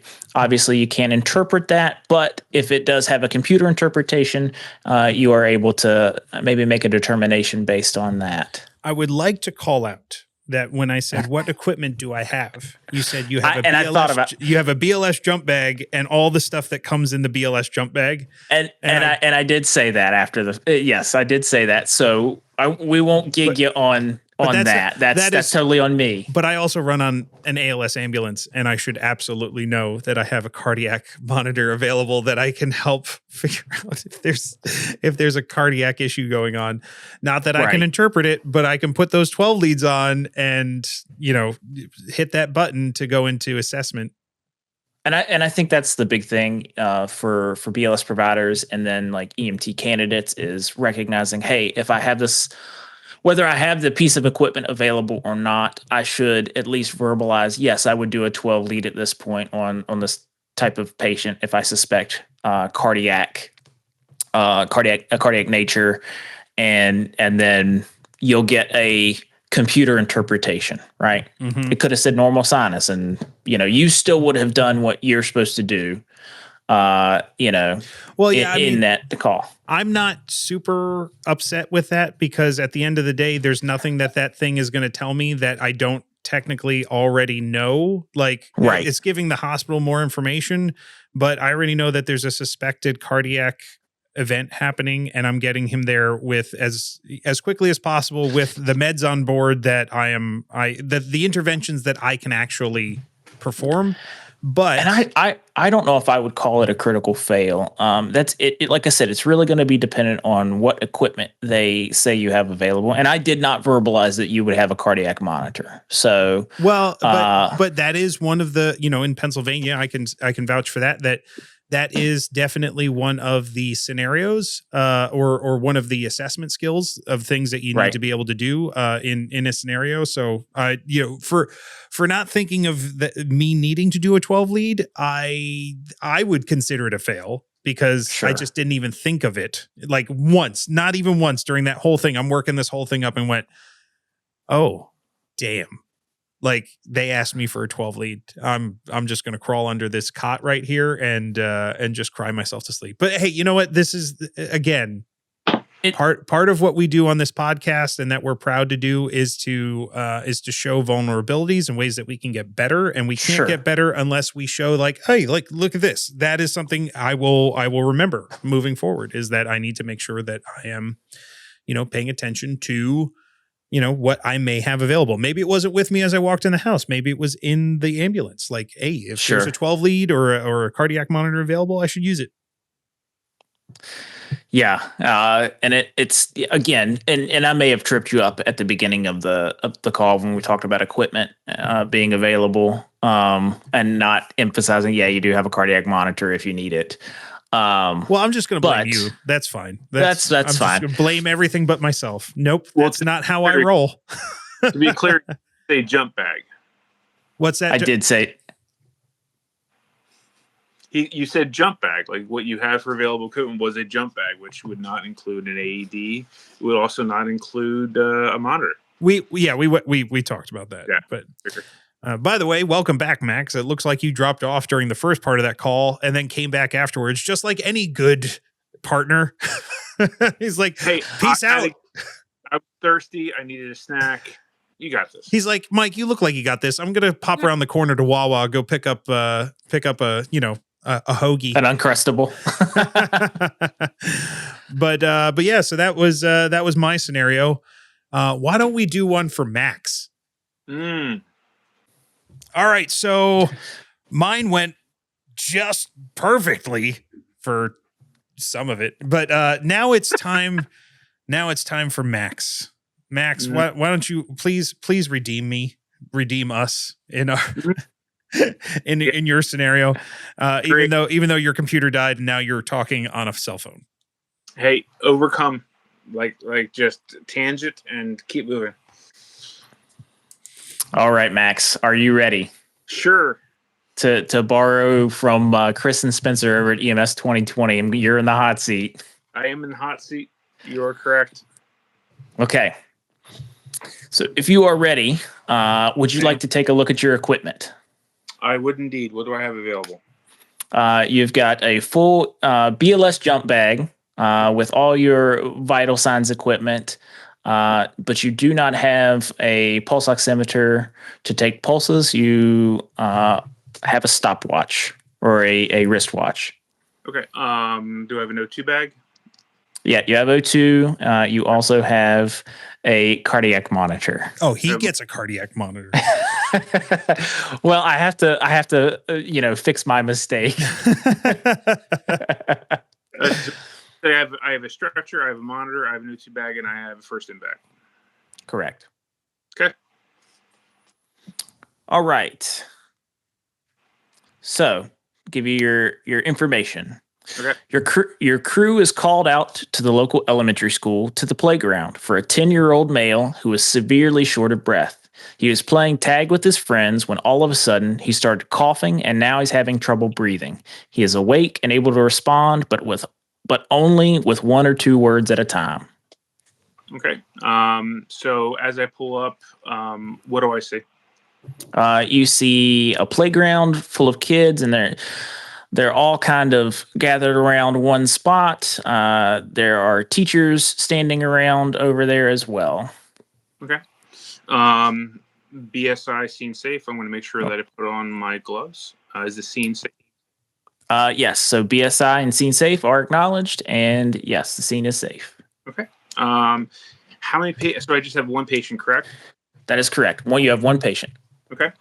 Does it look like is there any obvious signs of trauma? No.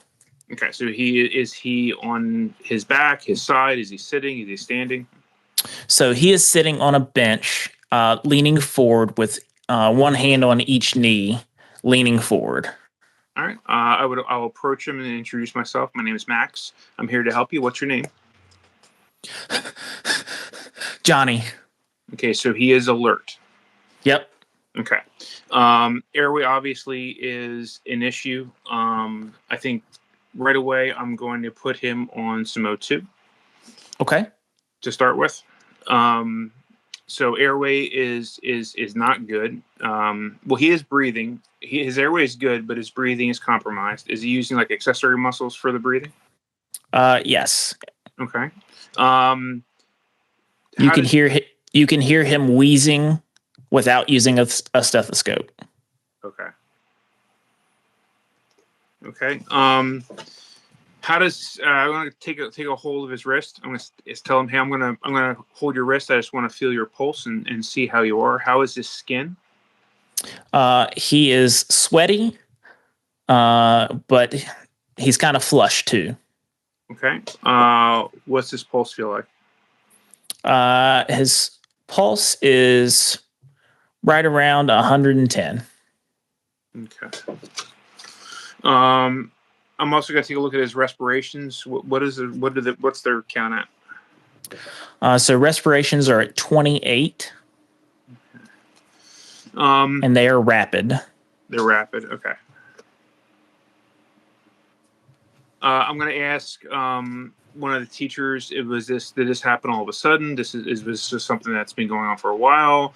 Does he have any allergies? Does he have any kind of an inhaler? Does he have All right. So the teacher says that, the kids they were playing, and then all of a sudden he started coughing, and then he just acted like he couldn't catch his breath. They were running pretty fast, but I don't know. The nurse has some kind of medication for him. I'm not sure what it is. I think he might have asthma though. Okay, could you please have the nurse bring his medication down here, please? Yeah, we called her. She's bringing his medication down here. So my general impression is it looks like an asthma attack, especially if he was running and being active, especially if he has an inhaler that the nurse has on hand. Sounds like he has asthma, is what it sounds like, kind of asthmatic attack. Is he improving any on the O2? No. He's not really improving, but he's not getting any worse either. Okay. We're gonna put him on a rebreather, 15 liters per minute. Okay. Okay. Let's see. I'm assuming that he looks, obviously he's still conscious because he's interacting with me. How do his eyes look? How does what did you say? How do his eyes look? Oh, they're pearl. Okay. Equal and pearl. Good. And what time is it right now? It's 2:30 in the afternoon. Okay. Okay, so signs and symptoms. Obviously the heavy labored breathing. Does he have any hives or anything like that showing up on his chest? Like check his skin on his chest, his arms, see if he has any hives at all. Nope. Okay, I mean he's flush, but no, he doesn't have any hives. I don't see any swelling appearing around the mouth or anything like that. Nope. Okay. Passport and history. Okay. Medications. We don't know what meds he is on. Ask him. Do you know if you have any allergies, son? He answers in short sentences, but he says that he's allergic to grass and pollen, and then the stuffing in stuffed animals. Gotcha. Okay. He says his mom makes him take an allergy pill every morning. Did you take your allergy pill today? He did. He did. Okay. Has this happened before? Yeah. It happened in gym class last year. It was the same thing. You were running around and it just kind of built up on you. Yeah, they were playing with the parachute that day, and when he was running under the parachute, he just got short of breath. Okay. When's the last time you had something to eat? Lunchtime. Lunchtime. Okay. Okay. I'm going to ask the teacher. When did this start? Like what time? Is this the last 15 minutes? The last half hour? The last 5 minutes? Yeah, it probably started 10 minutes ago, and then we noticed and immediately called you. Okay. Ask him, are you in any kind of pain? He said, no, he just can't catch his breath. Okay. I mean, at this point, we need to get that that medication. I'm gonna have my see if he can rush that along. Okay. The nurse shows up. She tells you that Johnny has a history of asthma and that he has a meter dose inhaler of albuterol. Okay. I'm gonna ask him. Do you know how to administer this medication? He says that the nurse helped him last time, and then sometimes his mom helps him. Okay. Well, if the nurse is comfortable with it, I'm going to have the nurse administer it. I want to make sure that it's the right medication. Ask, is this the right one? Okay. Yep. Right. Is this the right? Is this the right medication? It is. Okay. It says albuterol on it. Okay. Is his name on the medication? It is. Okay. Ask her to her knowledge, is this the right dose for him? It is. Okay. And this is the route that he usually takes? That is correct. And is there a certain time of the day when he normally takes this, or is it just for an event like this? The nurse says that mom said it's just as he needs it. Okay. So if she's comfortable with that, I'm going to allow her to assist him to administer the inhaler. Okay. So the nurse helps him administer the meter dose inhaler. Okay. Give it about 5 minutes. Does it look like his breathing is improving? It's improving a little bit. He is having a little bit better of a time breathing, but he's still sweaty and kind of flush. Okay, so I'm gonna take another set of vitals at that point. Okay. What's his pulse at? Your first set of vitals are again a heart rate of 110. A blood pressure of 100/60, a respiratory rate of 28, 94% on room air with difficulty in breathing and wheezing. Well, we're giving him. He's still on the O2. So has that changed? Where is that with on the O2? Yeah, so he's at 94%. Okay, and his skin the same. Yeah, he's sweaty. Okay. Eyes still look good. Yep. Okay. So I think at this point, we're going to transport. We're going to get him to the hospital because he's not really improving greatly off of the inhaler. So I'm going to let the nurse know that we're going to transport him to the hospital. Okay. Principal's going to ride with you. Principal has to ride with anybody that gets transported to the hospital. Okay. Mom knows what's going on. She'll meet us at the hospital. Great. And then I'll just call in my report. This is Medic 134. Okay, go ahead, Medic 134. I have a 10-year-old male who is having an asthmatic attack. We have administered O2 15 liters per minute. We also have administered his albuterol medication. Pulse is 110, respiratory is 28. He's 94% on O2, and we're about 10 minutes out. Okay. All right. Would you like to do anything else?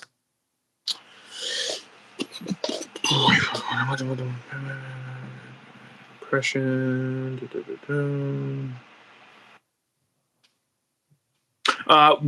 We'd probably get another set of vitals, when we're getting closer to the hospital. So I'd like to get one more set before we transfer him over.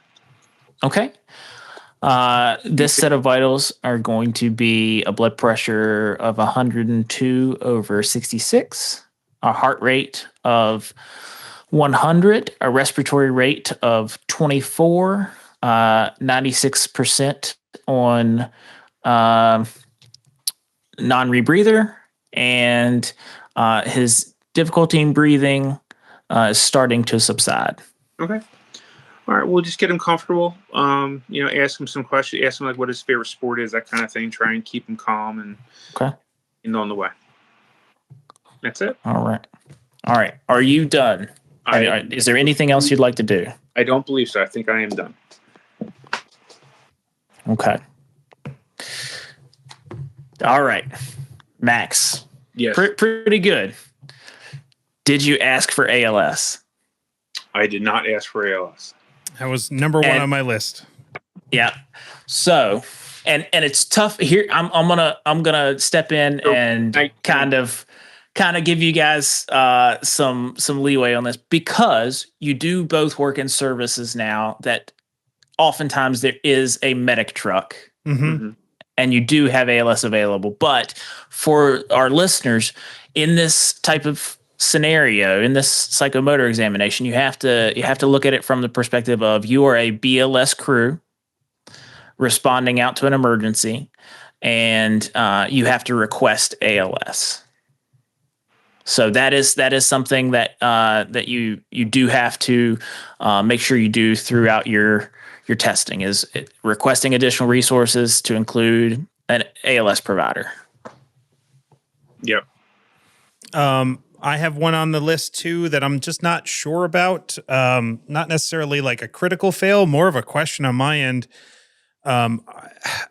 They've never gone through nurse administration of meds. So this is my thought on it. If the parents have already given the nurse permission to administer the medication, all I'm doing is allowing what's already been set precedent to happen. I'm not intervening in any way. That is not part of the purview of being an EMT, is making that decision. We're either, this is my interpretation of it. Right.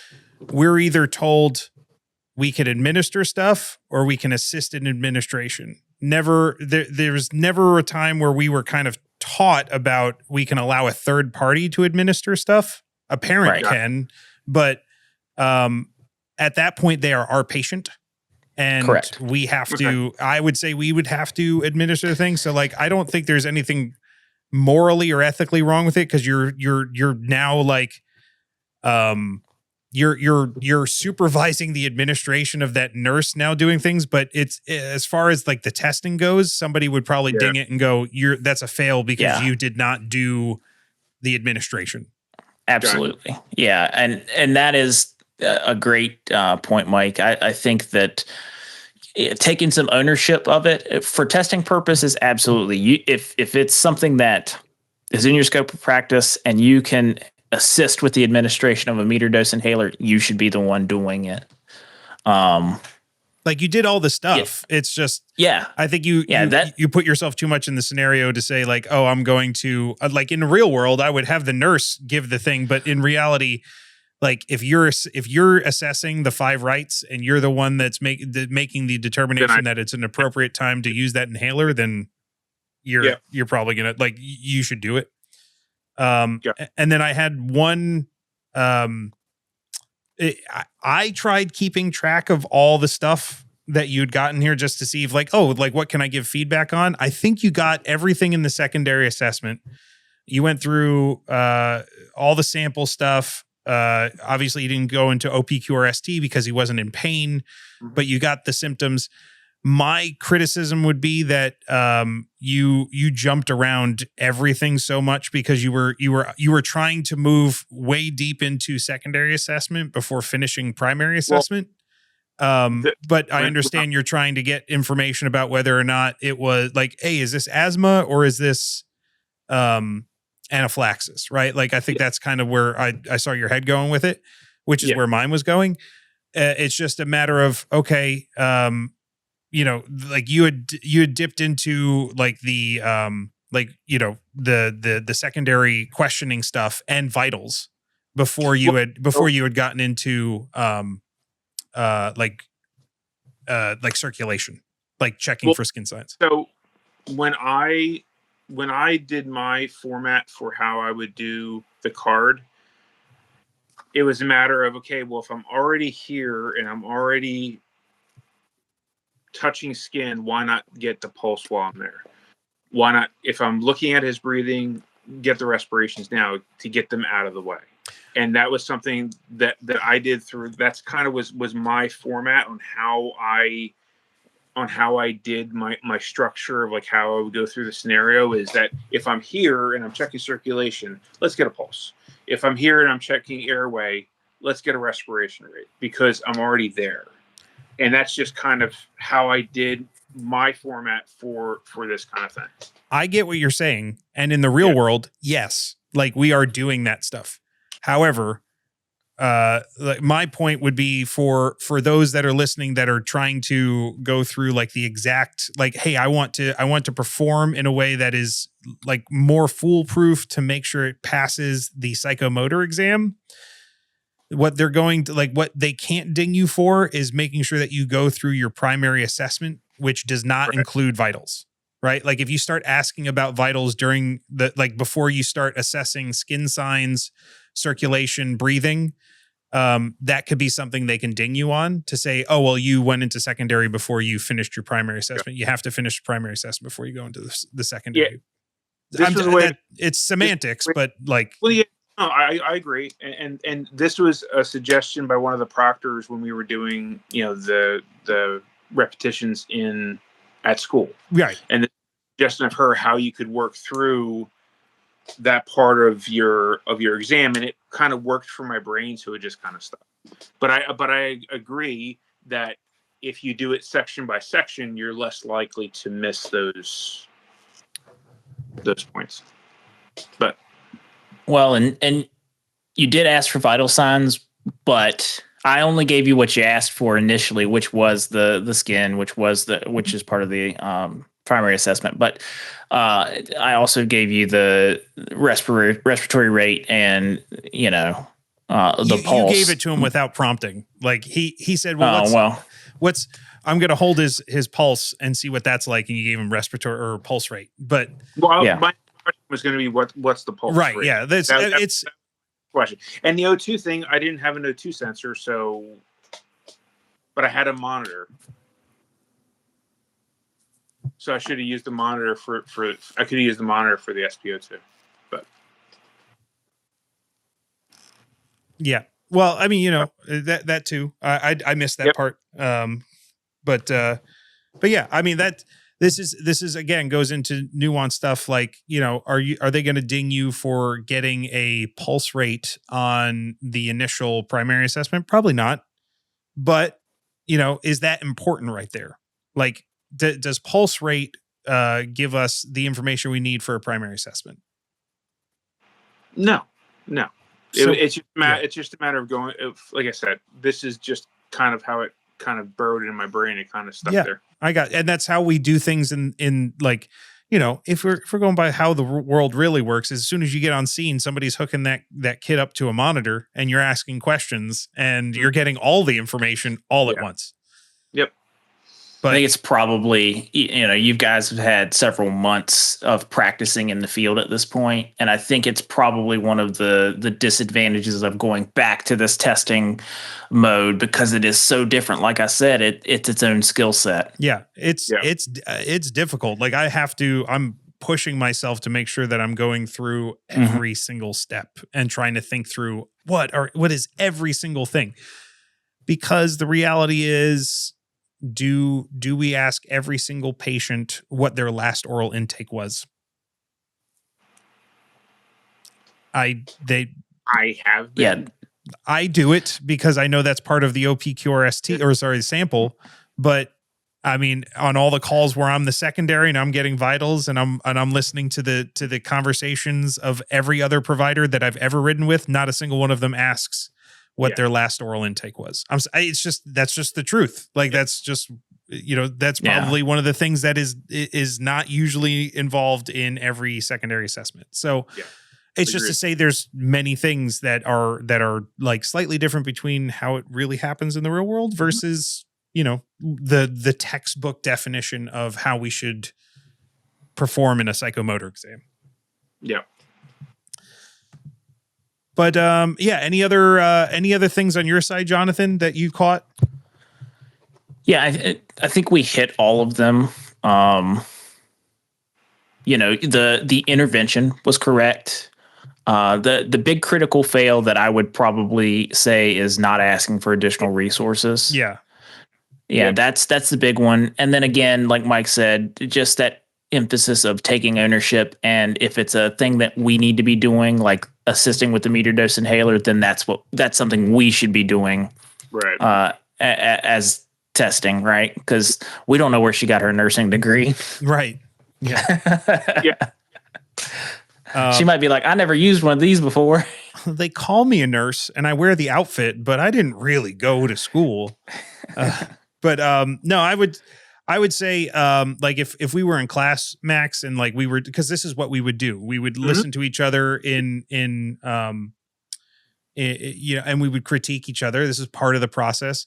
Is like, as somebody who's helping proctor right now, trying to keep track of everything, it was even difficult to just make sure that, okay, where is this story going? Is he in secondary, back to primary?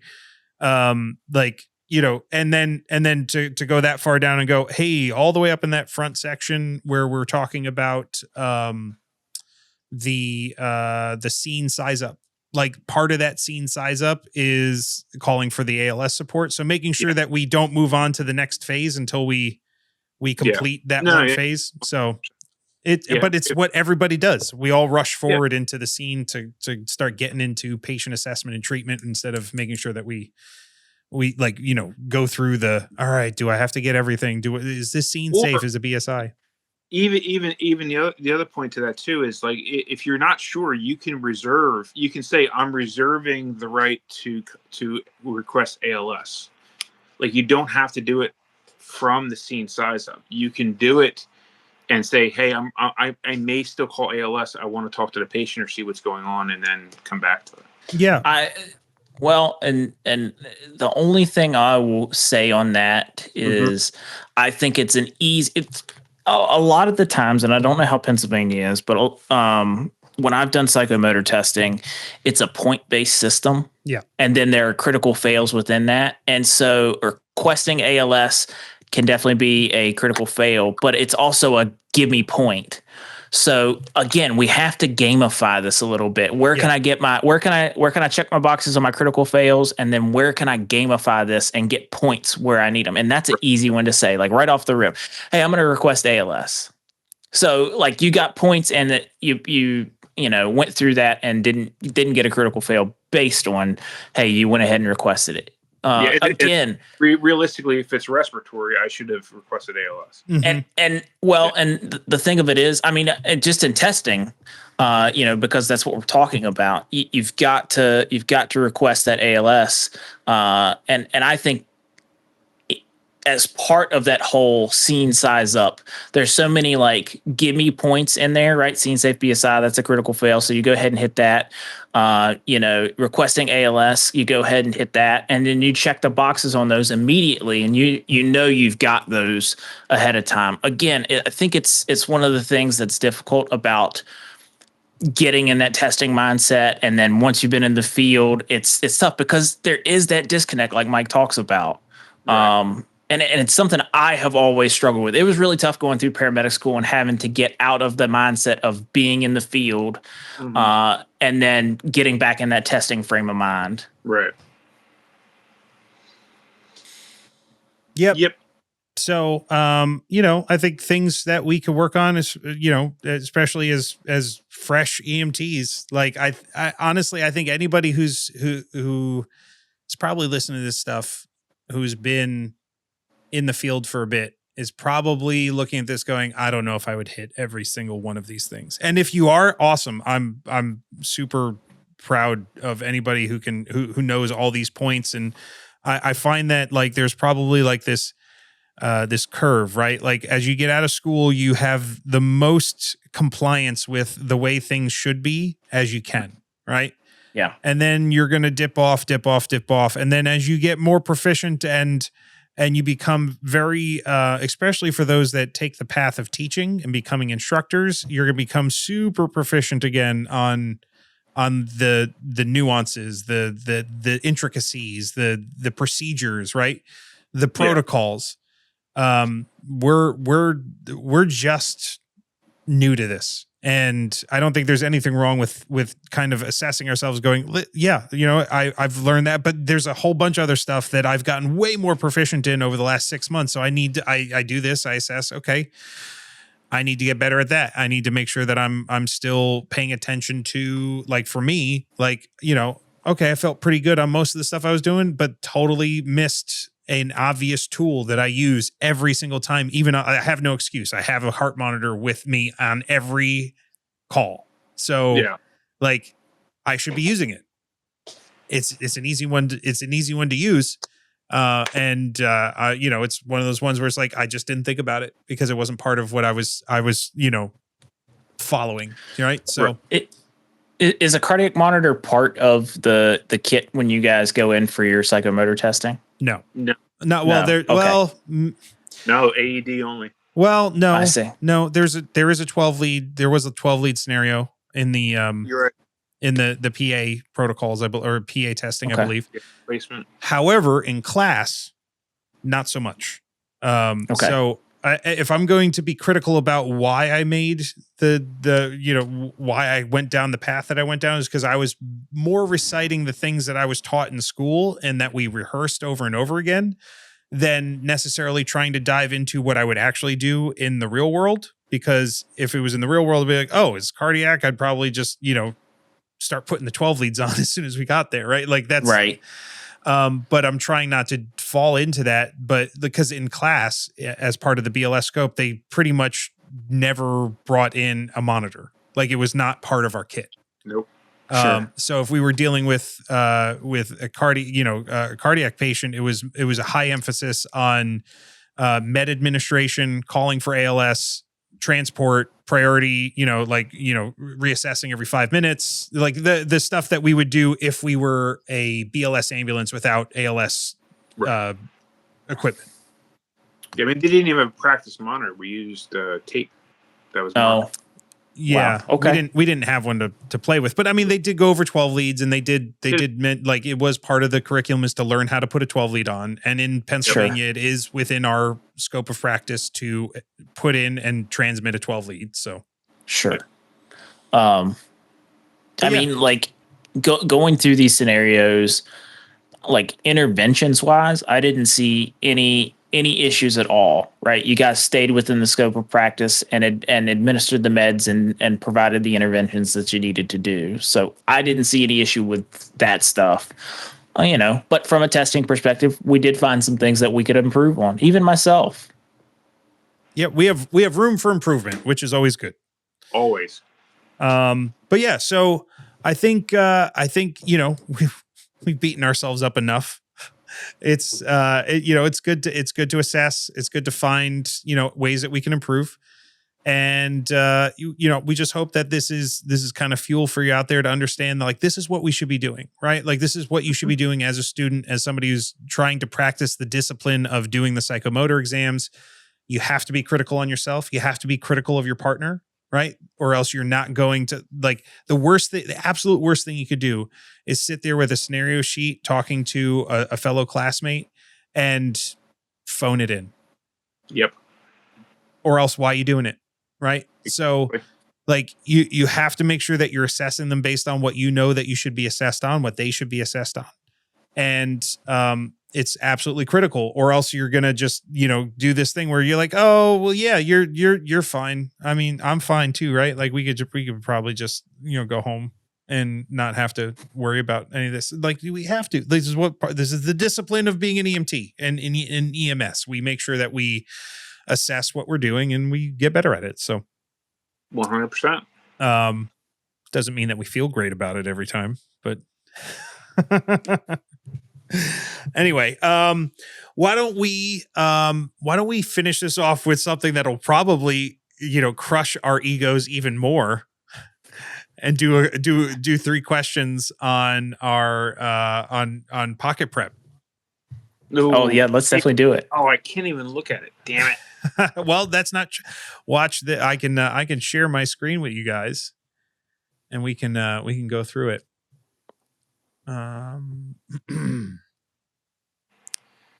Okay. So why don't we do 3 questions like we normally do? I know, Jonathan. We should definitely do the question of the day, though. Yeah, we should do the question of the day. Jonathan, I know that you usually are the one to take us through this. However, I figured I'd give you a bit of a reprieve tonight because you were going through all the hard work of creating the scenarios. And I'm the one that can share a screen. So we'll do that too.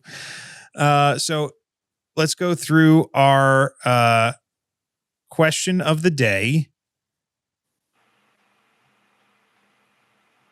And it is, you are assessing a 3-year-old child who is actively having a seizure. What is the EMT's priority action? Option 1, insert an oral airway to prevent the child from biting their tongue.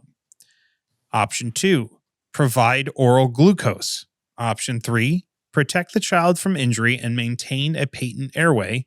Or option 4, restrain the child's arms, legs to stop the seizure. What do we think? I'm locked in. I'm locked in too. Me 3. What do you? Let's go to Max first because he's top on my screen. What do you think, Max? So, what's funny is that before EMT school, I would have had a completely different answer because time when answer 1 was the answer. Inserting something into the mouth to prevent them from biting their tongue or swallowing their tongue. Yeah, like that was like, you know, if they're having a seizure, this is what you do. So before EMT school, I would have 100% went to that answer without any hesitation. Provide oral glucose. You don't want to shove anything down anyone's mouth who does not necessarily have a maintain their patent airway. So that's out, and they don't need oral glucose if they're seizing, or maybe, but not at this point. And then the two answers that are kind of close to each other, that both, you know, this whole thing of like two answers could be the right answer. Protect the child from injury and maintain a patent airway. And then restrain a child's arms and legs to stop the seizure. I would go with protect the child from injury and maintain a patent airway. That's my answer as well. That is my answer as well. And the reason we would not restrain the child's arms and legs to stop the seizure is because we do not restrain patients who are having seizures that can cause additional injuries. So correct. Let's see what we do here. We'll select protect the child from injury and maintain a patent airway. And we are correct. Nice. All right. That was our question of the day. And then we'll give another 2, see how we're doing. All right. Question 2. Which of the following is not a cause of hypovolemic shock? Answer 1, inadequate fluid intake. Answer 2, profuse bleeding. Option 3, diarrhea. Or option 4, severe infection. I'm locked in. Go for it. All right. I'll take this one. So hypovolemic shock is low volume, right? Hypo is low. Volume is the amount of blood and volume fluids in our body. So there's 3 answers on here that are very obviously causes of low volume. So inadequate fluid intake. Dehydration is a form of hypovolemic shock.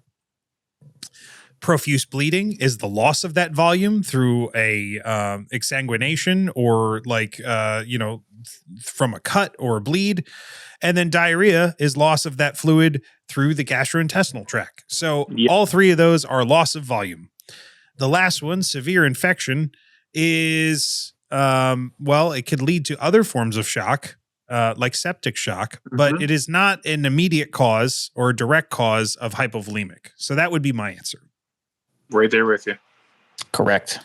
Let's see how it goes. We'll select it. Aha. And we are correct. Yay. Yay, us. All right. Third question. And this one's going to go to Jonathan by default. Yes. He gets a long one. He does. All right. You respond to a construction site where a 36-year-old male was struck on the head by a falling board. He is sitting upright on the ground, awake, and speaking clearly. He repeatedly complains of sharp neck pain and is holding his head very still with both hands. A small abrasion with dried blood is visible on his scalp. His vitals are heart rate 88, blood pressure 128/82, respiratory rate 18, SpO2 99%. What is your general impression of this patient? Option 1, the patient appears to have a minor head injury with a psychological component. Option 2, the patient appears to have a critical spinal injury that requires full immobilization. Option 3, the patient appears to have a non-life-threatening orthopedic injury.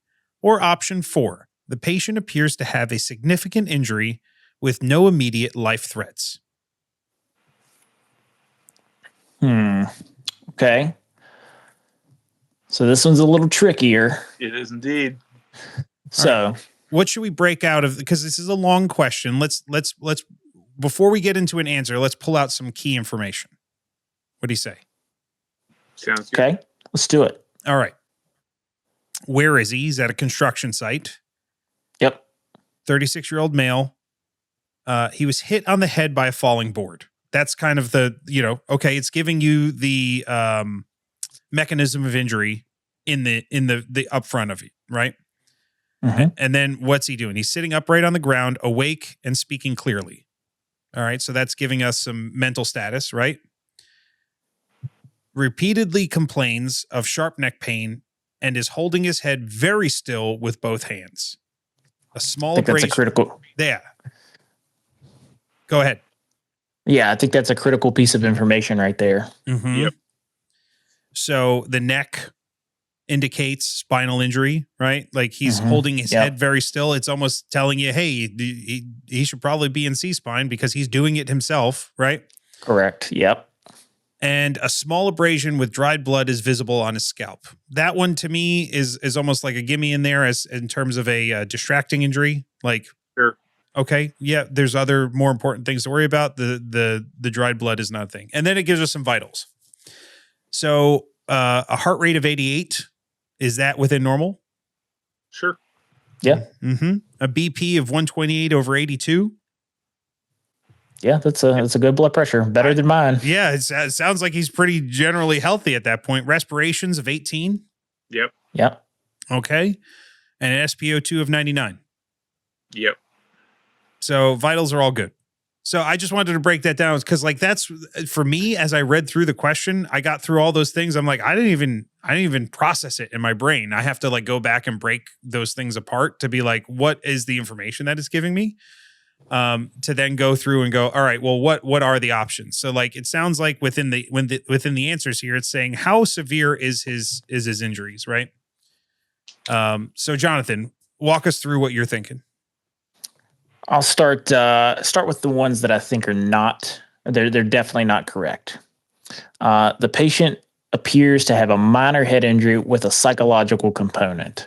Okay. Well, he does have a head injury, but I think being dismissive of what he's got going on with the sharp pain and he's holding his head still, I don't think we can make that determination of there being a psychological component. So I don't think that's a correct answer. Mm-hmm. I agree. Okay. The patient appears to have a non-life-threatening orthopedic injury. Now, that might be true, with the spine being part of orthopedics, but I think again that's still kind of dismissive. Yeah, it's of what's going on. It's fun. It's it's definitely one of those answers that's like it's technically true, but right. It's not the best answer here. Correct. It's not. The patient appears to have a significant injury with no immediate life threats. Now, that is true. Again, I don't think it's the most focused answer we could get. And that's what I think. I think the patient appears to have a critical spinal injury that requires full immobilization is probably the answer that we need to go with. I concur.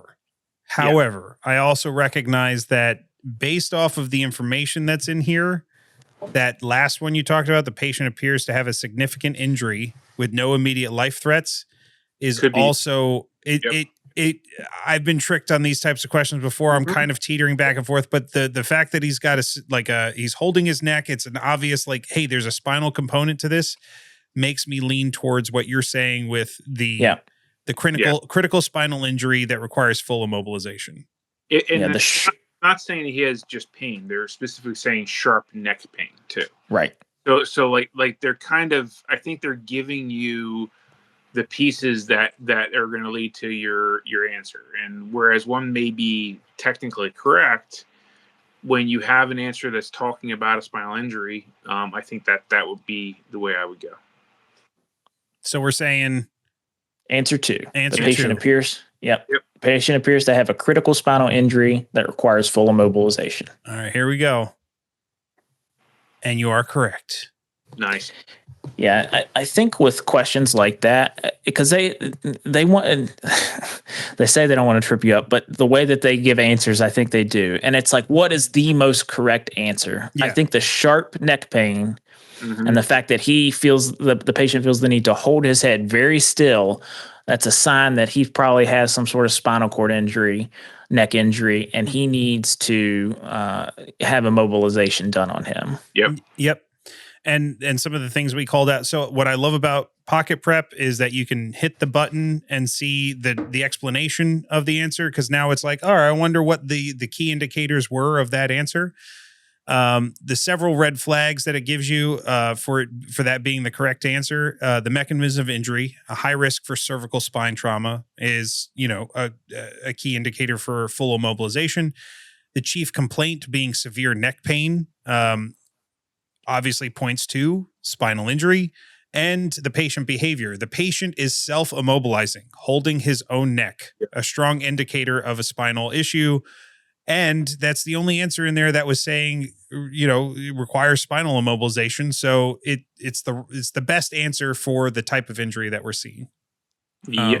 So yeah, I'm just constantly, I really like the way that this is set up with going to the, being able to see the answer and the explanations. It's how my brain works. And I think it does a really good job, but yeah, it's so helpful. Yeah.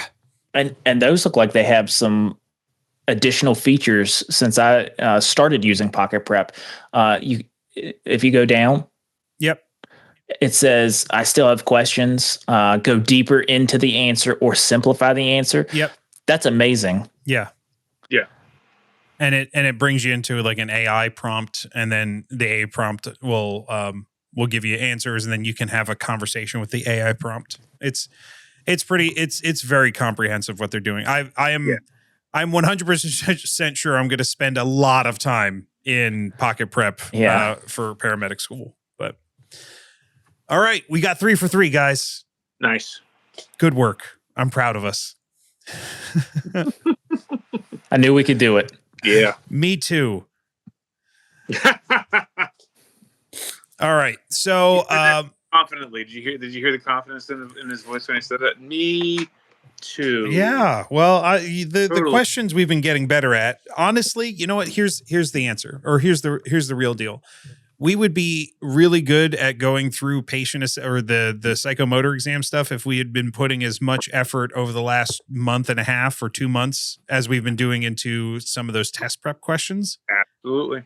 I agree. It's all about reps, guys. Like, this is the first time we've done this in 6 months. If we did this once a week, even, we'd be really proficient at going through the scene size up, primary assessment, secondary assessment, treatment, or treatment and transport. Like those. And I think it's something that, that should be brought up to, your ambulance house and your leadership.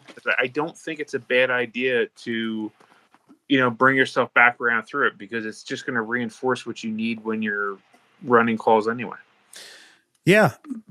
Yeah, for sure. And like one of the volunteers that are potentially, in your service too.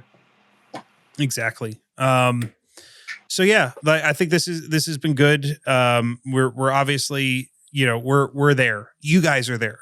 I am. It's amazing to think that we've gone through everything, and then like, it's funny that the 2 timelines have kind of disconnected. Where like, hey, the podcast timeline it was behind where we are. We accelerated past it, but in reality, it doesn't take people a year to go through EMT training. It's just how long we've taken to talk about the things and kind of articulate them. And hopefully, I think what would be really awesome is if we hear from providers or students, throughout the next year, that we're able to see this entire collection, this entire process, and say, oh man, I can see how progressing through it changes things. I know I look at my, like, the way I can talk about things now is 100% different than a year ago. Sure. Well, Oh yeah. Yeah, absolutely.